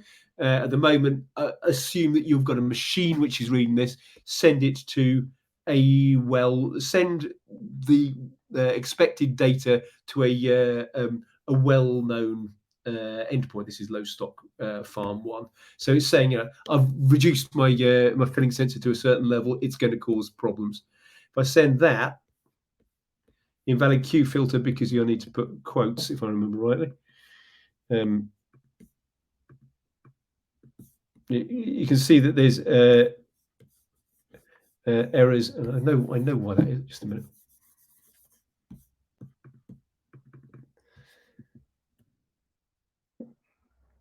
The point here is I need to put %22 around the IRI, but what I'm going to do is just delete it because I don't need it right now.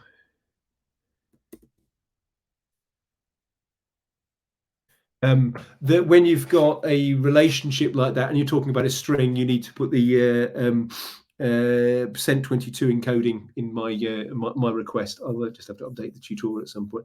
I can do the same thing in a different format. I'll just get rid of this bit as well because I don't need it. Now I can see this is actually the same thing, but I'm doing it on a different range. But what I can do as an example of is that in this time I'm going to get in normalized format rather than key values format. So once again, it's giving me those two values. And there is a well-defined format for this. So if I just go back on tab, there we go. That's what I want. There we go. No, not that one. That one. Thank you very much for everyone who's been attempting to contact me. I will get back to you in a second. Localhost 3. Two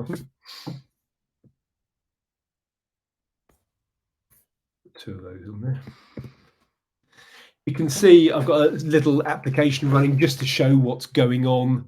And one of the things I've got is the app monitor is saying what subscriptions I have recently received. I've received nothing. At this point, I should be able to go to my devices.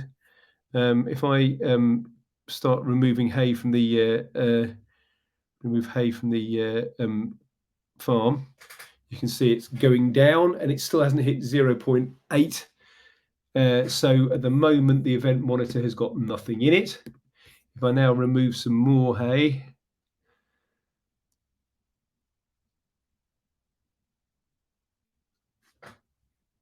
I need to remove some more. There we go. Is it over there? No, it's just on the borderline, so I need to put another one. There we go.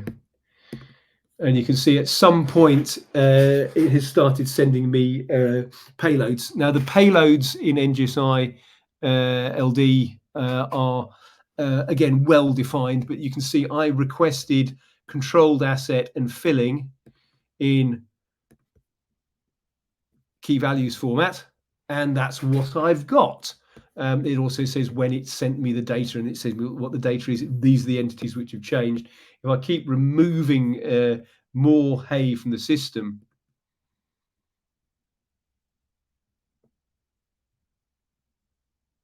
I'm going to go below 0.6.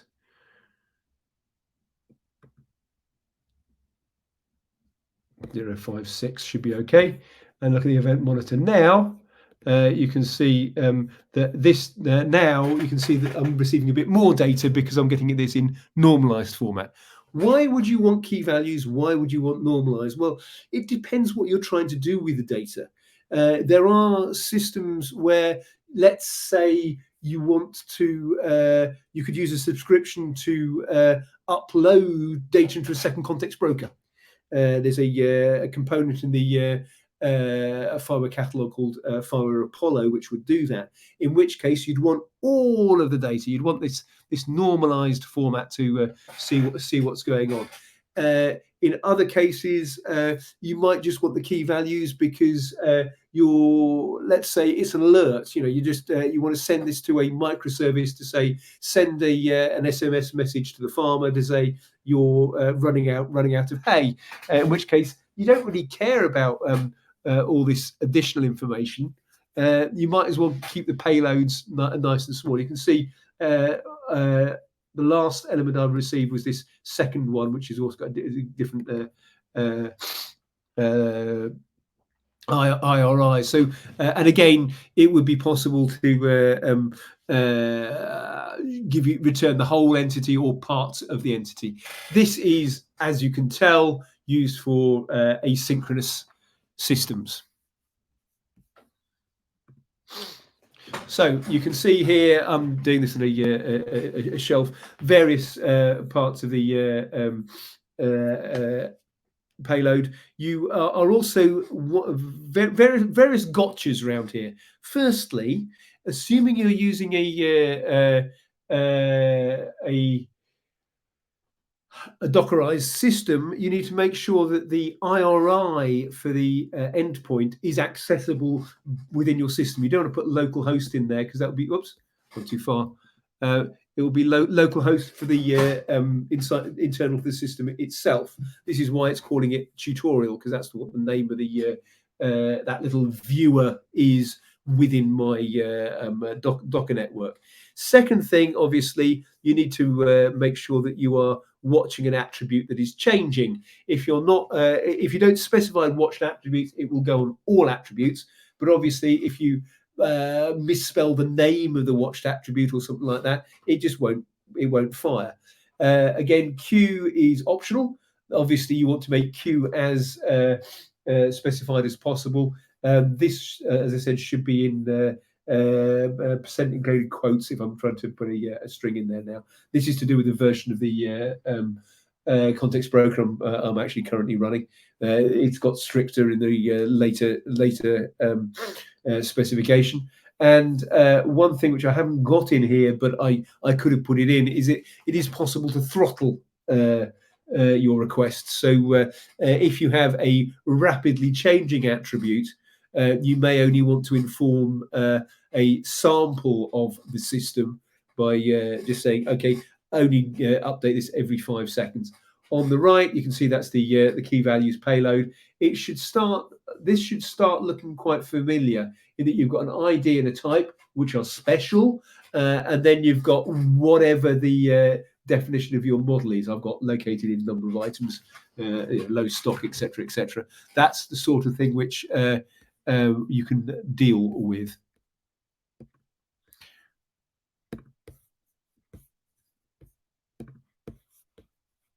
So that was subscriptions. Registrations is going to get a lot trickier. This is has been well defined in the NGSI-LD 161 specification, which came out in September. And the way that registrations work is now dependent on what sort of registration you want. The default registration is a federative registration, which means give me what I've got plus what they've got. Okay, so a federative registration is usually a get. So if I have got attributes like I don't know, address and number of floors in the building, and another NGSI compliant interface or another context broker has got information about what tweets they're sending, let's say, then I can say, okay, get this information from this endpoint. Once again, the endpoint is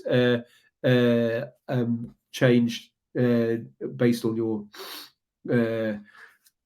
the Docker network if you're in it. There used to be an attribute called properties. It is now two separate ones. One's called property names and relationship names with the updated context. and you can use that to retrieve information from elsewhere. So I've done that bit. I need to get onto the other demo to get this one sorted out. There's a reason why the NGSI-LD tutorials currently doesn't cover registrations under NGSI-LD, and that is, as I said, because this is in the process of being updated at the moment. So I'm just going to show you the NGSI-V2. Oops, wrong one.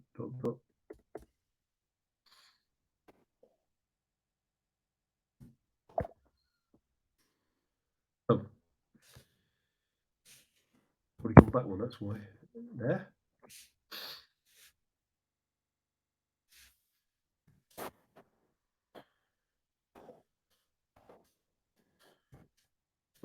Oh. Yes.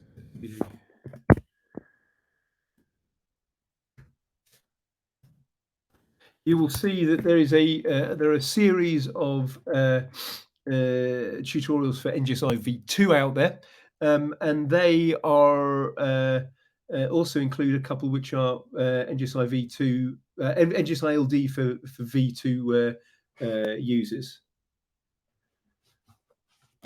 Oh, in LD, that's why.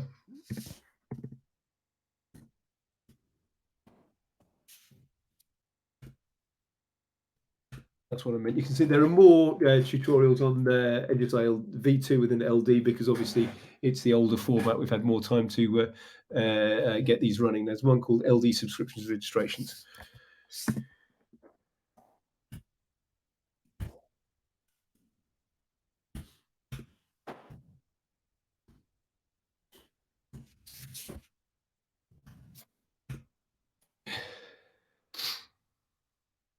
Switch over to the V2 LD registrations. Now,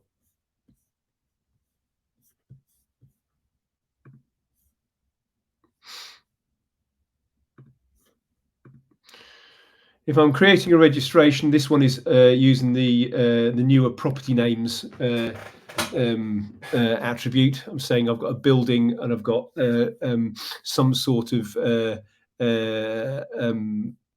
information coming from elsewhere. I have got the ability to pass in a JSON context should I need to. And that is saying that, okay, this particular source doesn't understand JSON-LD, always do the conversion to the JSON-LD context to make sure using this context so that you pass into the request a query with their preferred short names. There are, as I said, various different modes. The default mode is federation, get from me, get from that broker, add them up, merge them all together. I'll show some more details later on. The exclusive mode is saying my context broker does not have this attribute and never can, but my broker over there will be able to get hold of that information. And operations is again a mask. The default operations is gets and subscriptions you can run, which is used for federative brokers. But there are a list of operations you can get just to update stuff. So I want to change things, or in this case, retrieve stuff from this endpoint. If I was to make a request on that endpoint directly, I would be able to, through the NGSI endpoint, I'll be able to get hold of additional information. So I can create, again, post this time, instead of NGSI-V1 entities, it's NGSI-V1 source registrations, like the subscriptions one was on NGSI-V1 subscriptions. I send that, and this is okay. So what I've done, I know what I've done here. Okay, so I'm just going to have to remove a few bits and pieces because I'm using an older version of the context broker. So what do I need to get rid of? It doesn't like property names, so it likes properties.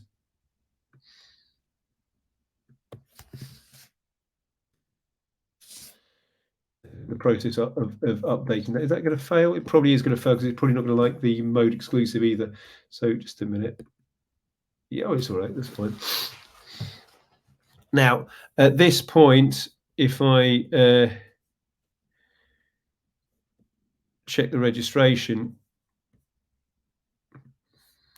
it will tell me these are the registrations I've got in progress. And if I read from store 1, you can see I've got my building there. Oh, it's got dataset ID as well. But you can see it, all of a sudden, as well as the basic data I've got in there for the address and what have you, I've got some tweet information which is coming from my external source. For some reason, the mouse keeps sticking on me. I think it's running out of resources. And you can see that in this case, I've got some Douglas Adams quotes. I could, of course, instead of going for my context broker here, I could go and just redirect from the context source, saying this is actually the forwarded query, which is saying, for that path, which was the one we put in the registration, plus standard stuff for context broker, NGSI-LD V1 entities. And then it's saying, well, I just registered the attribute tweets, so I'm just going to filter at the attribute tweets, and it says I will give you back the information. And if I wish it wouldn't keep doing that. If I send that, you can see going for this context provider, I am actually getting some proper values. I could, of course, update that to a different quote. Now, this is more typical of the federative case as well, that I have multiple brokers associated with my system, and somewhat thing has happened over there, which obviously I don't necessarily know about until I make my read. When I get my read, you will see that this time, once again, I've now got the new context. This is the updated information. If you're taking, say, weather information, it's the latest version of the weather, as you'd expect. But it is also possible, assuming you have the appropriate rights, to be able to send from broker 1 saying update the value. Now, obviously, depending on how you've set up your registration, whether it is capable of doing a patch operation, whether the receiving endpoint will let you do that or not, whether you've got the appropriate security elements in place, this will cause the update to occur out there in the world. And of course, this information, because I've got, in this particular case, I've got an exclusive registration, it means that the context broker, Orion, hasn't got this information. It's the registrant that has got the information. And the registrant, when you run it, will then update the information to get more quotations, which are always at the bottom, annoyingly.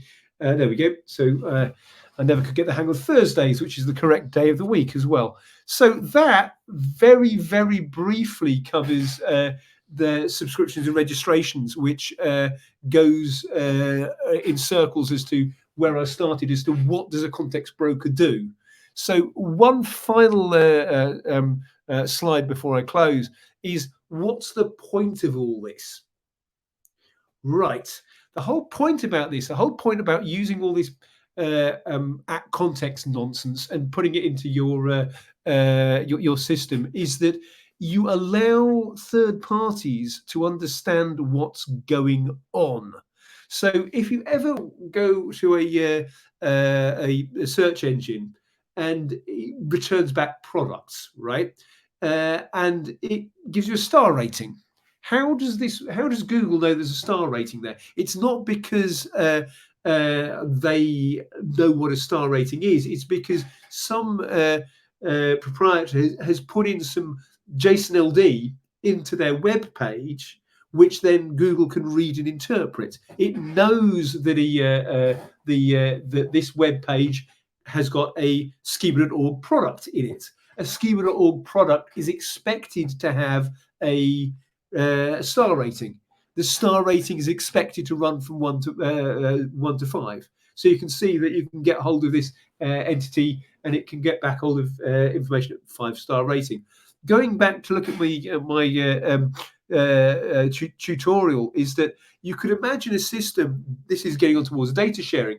If I've got a shelf which needs filling, I could pass the information as linked data to another third party, in this case an ARV, which would then be able to understand what is meant by shelf, what is meant by filling level, what is meant by product. So you can actually get hold of the information directly. You wouldn't need to reprogram your robot each time you've got a new customer.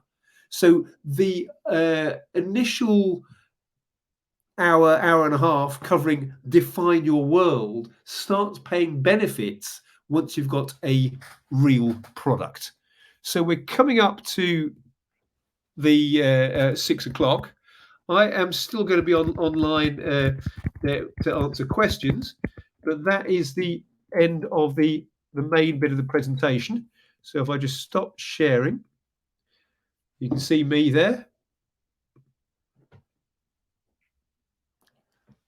Hi there. Any questions, folks? I'm going to move this across so that I'm not staring on my right all the time. So yeah, I'm currently sitting in Berlin. Do we have any questions? I'm going to try and work out what package Python. Will I share the Python Compose doc compose is? Yes, I can just put that directly into the chat. Just escape that and get rid of this. All of the information is, where are we?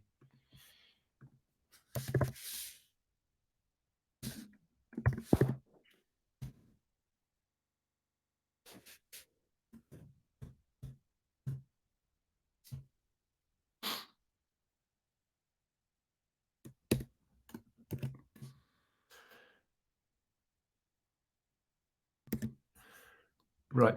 All of the NGSI-LD tutorials can be found on GitHub under the FIWARE account. And we also have readable documentation, which is, again, this link here.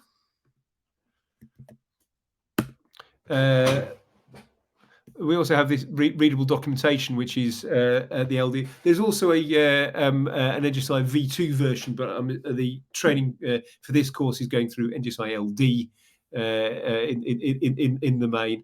So just look in the FIWARE GitHub. We've got the documentation there. So going back. Okay.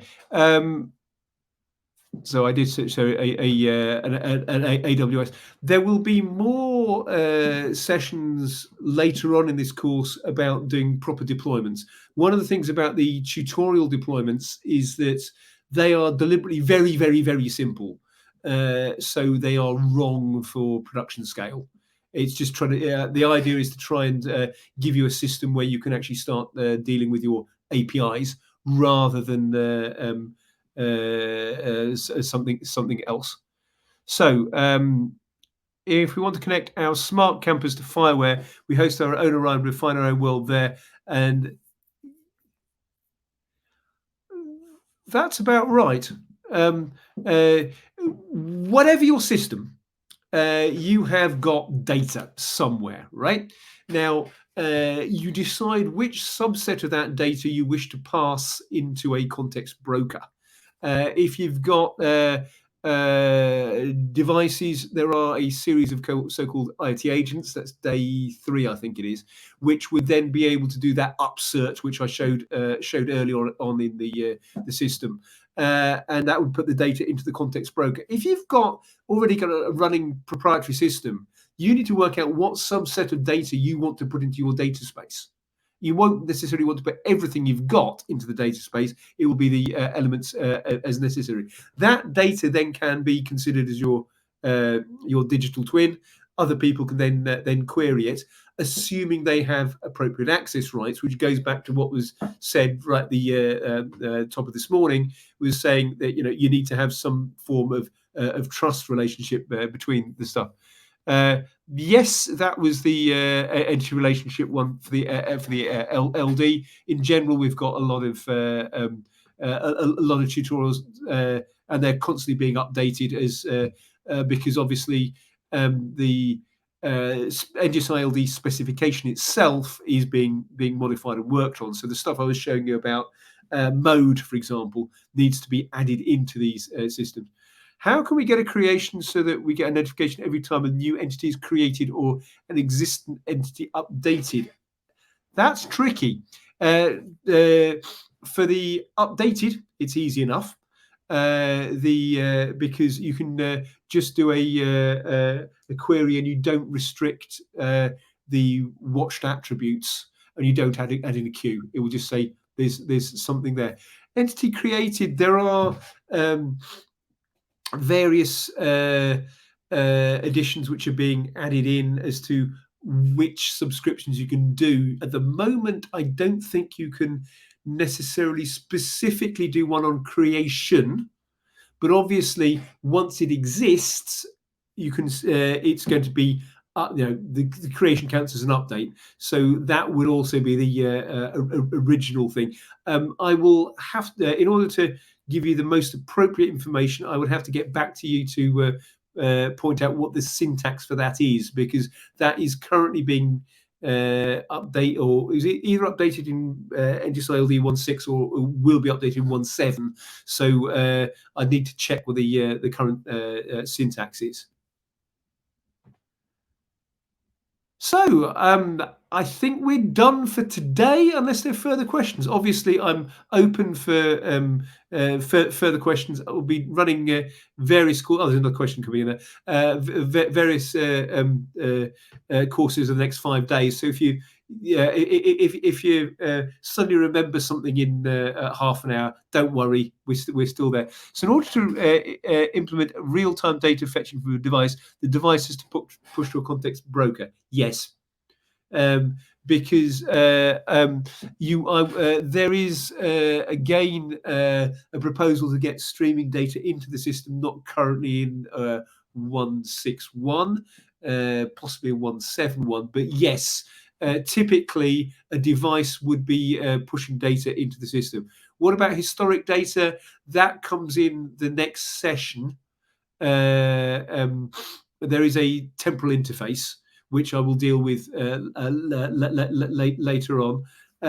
You can use a subscription or context broker to push that to a database, if that's your preference. If you're looking to do a federation of a temporal interface, you're going to have to use the NGSI-LD temporal interface. I can give you a better answer than that.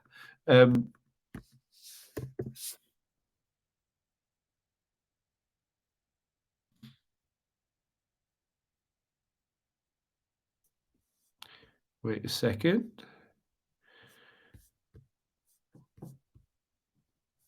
Lost it.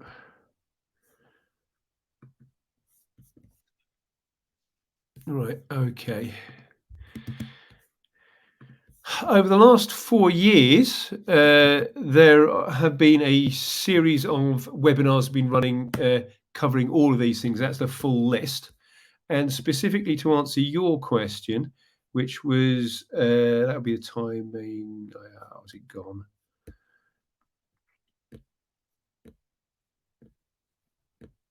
Trying to find the right one. That's the right one. Right, that's me again. Right, okay.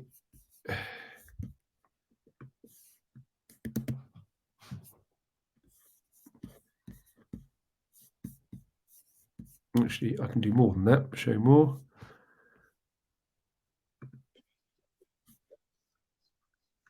Right. Didn't I get the link?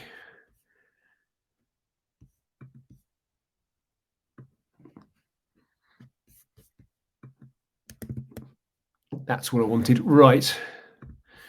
So for a brief summary on the temporal interface, as I said, we'll be doing more on the temporal interface later on.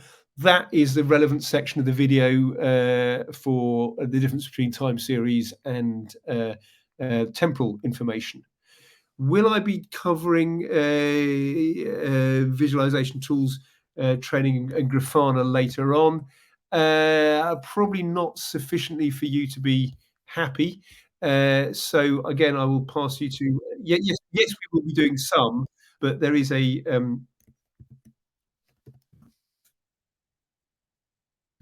gone. I've lost it. There is a where's it gone? It's fairly recent. There is again a video, about an hour-long video, which will cover that in more detail. Which I'm trying to find out where I've left it.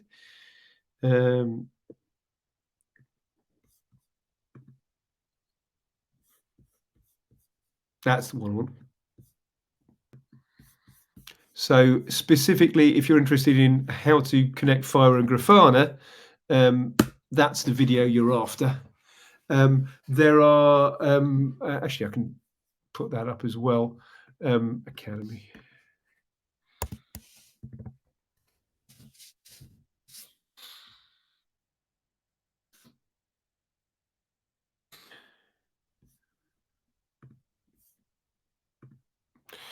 There is a listing of all the various FIWARE courses in the FIWARE Academy. There is, I'm trying, actually, I might be able to show it. That is a static listing, but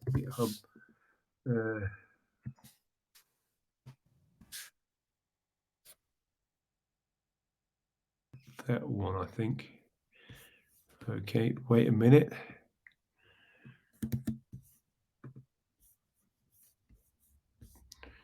Right, damn.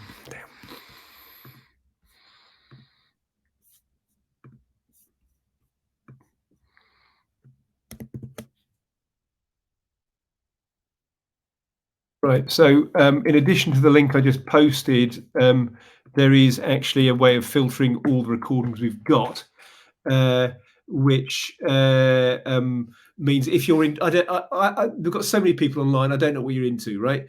If you want to filter for FIWARE and AI, you can filter with FIWARE and AI on that. If you're interested in Grafana, you can put Grafana into the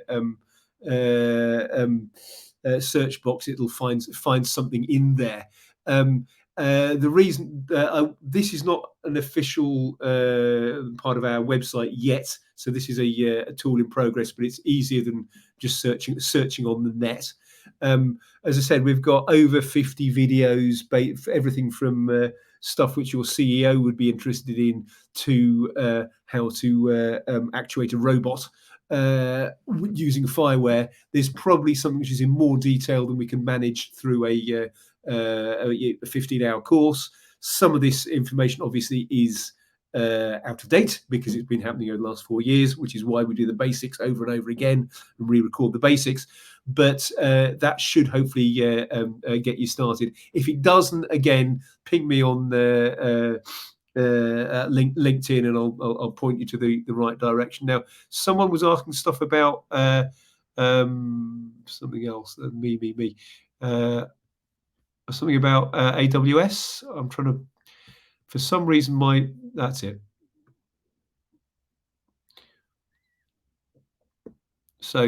So hopefully we've covered historic data. About AWS, I don't know is my simple answer. I would have to, if this is to do with the Eiffel Trust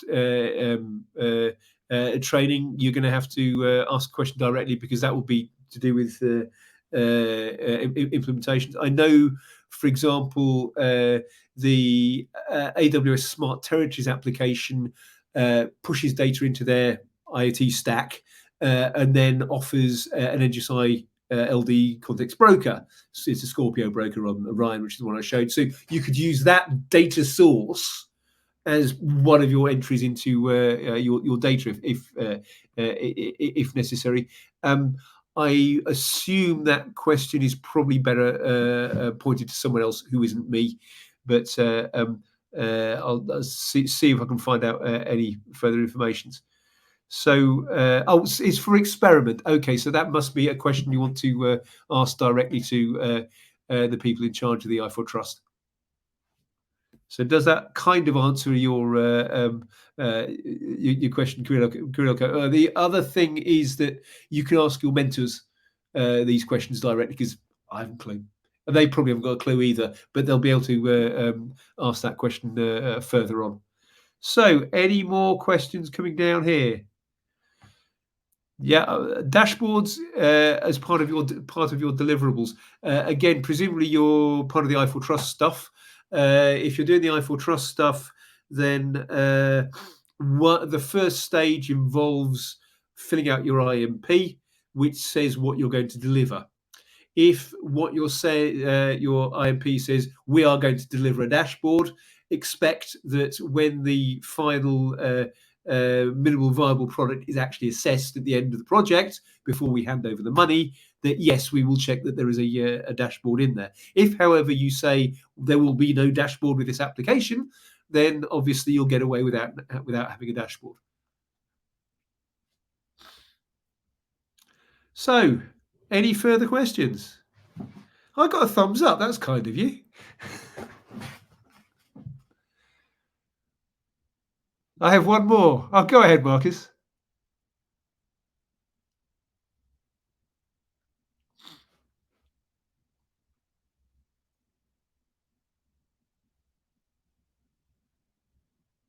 One thing to realise about context brokers is that there are two modes. No, yeah, two or three modes, right? For Orion, specifically Orion, the Orion default mode does not hold temporal data at all. Context brokers have no memory, right? The temporal interface, which is going to be mentioned later on this week, is an optional interface. And by default from Orion, it's not there. So you will always have just the current data. So when you say store all of the data, the answer is, in that case, no. If you are using, say, a Scorpio broker, or you're using Orion with the temporal interface enabled, then you would get the full temporal information of the building. Buildings tend not to change very much. So obviously, they wouldn't expect to have that much data in there. But yes, you would get that data, and you'd get the storage burden of trying to keep the information for everything. Again, looking at the video link I put in earlier, there is a kind of intermediate way of doing it. Well, yes, you're quite right. There's a kind of intermediate way of doing it, which is there is an element in the FIWARE catalog called Quantum Leap, which listens to a subscription. You all understand what a subscription does now, and that pushes data into a time series database. Now, the advantage of doing that is that you can select certain attributes or filters such that you would get the data going into a I think it's timescale. It's timescale or Postgres which are available. I think both options are available. And then the advantage of that is that obviously you can just get a subset of attributes. So if there's stuff you're not interested in, or not interested in tracking, or not interested in storing, then you can just ignore that area. The downside of using something like Quantum Leap is if you're trying to do a federation of context brokers and requesting temporal data across a federation. That obviously won't work because the subscription is limited to the one context broker. So the final point there is that it will depend on your use case. Yeah. So yes. Yes is the simple answer. For a context broker, there must be a backing database which holds the latest database. Now, the latest data value. It happens that for the Orion LD instance I was showing you, their current backing database is MongoDB. The drivers for doing the push are in the process of being updated, so that could actually be swapped out to, say, DynamoDB in relatively near future. If you're using Scorpio, their current backing database is Postgres. If you're using Stelio, it's currently Neo4j. There is a backing database, it's not necessarily MongoDB. If you are trying to do the time series, or you've got time series switched on, you need a database which is capable of doing that. Within Scorpio, I believe that's Postgres. I'd have to check. I can't remember what their Stelio does at the moment. With Orion, there's a separate, I think it's Postgres. It's timescale, a separate timescale database which is used for that. CrateDB is one of the options which is available for Quantum Leap. So, Giuliano, you were correct, but I've given you more details.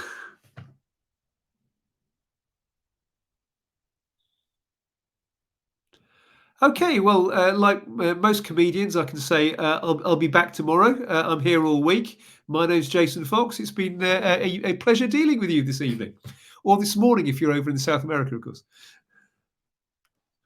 I'll see you soon.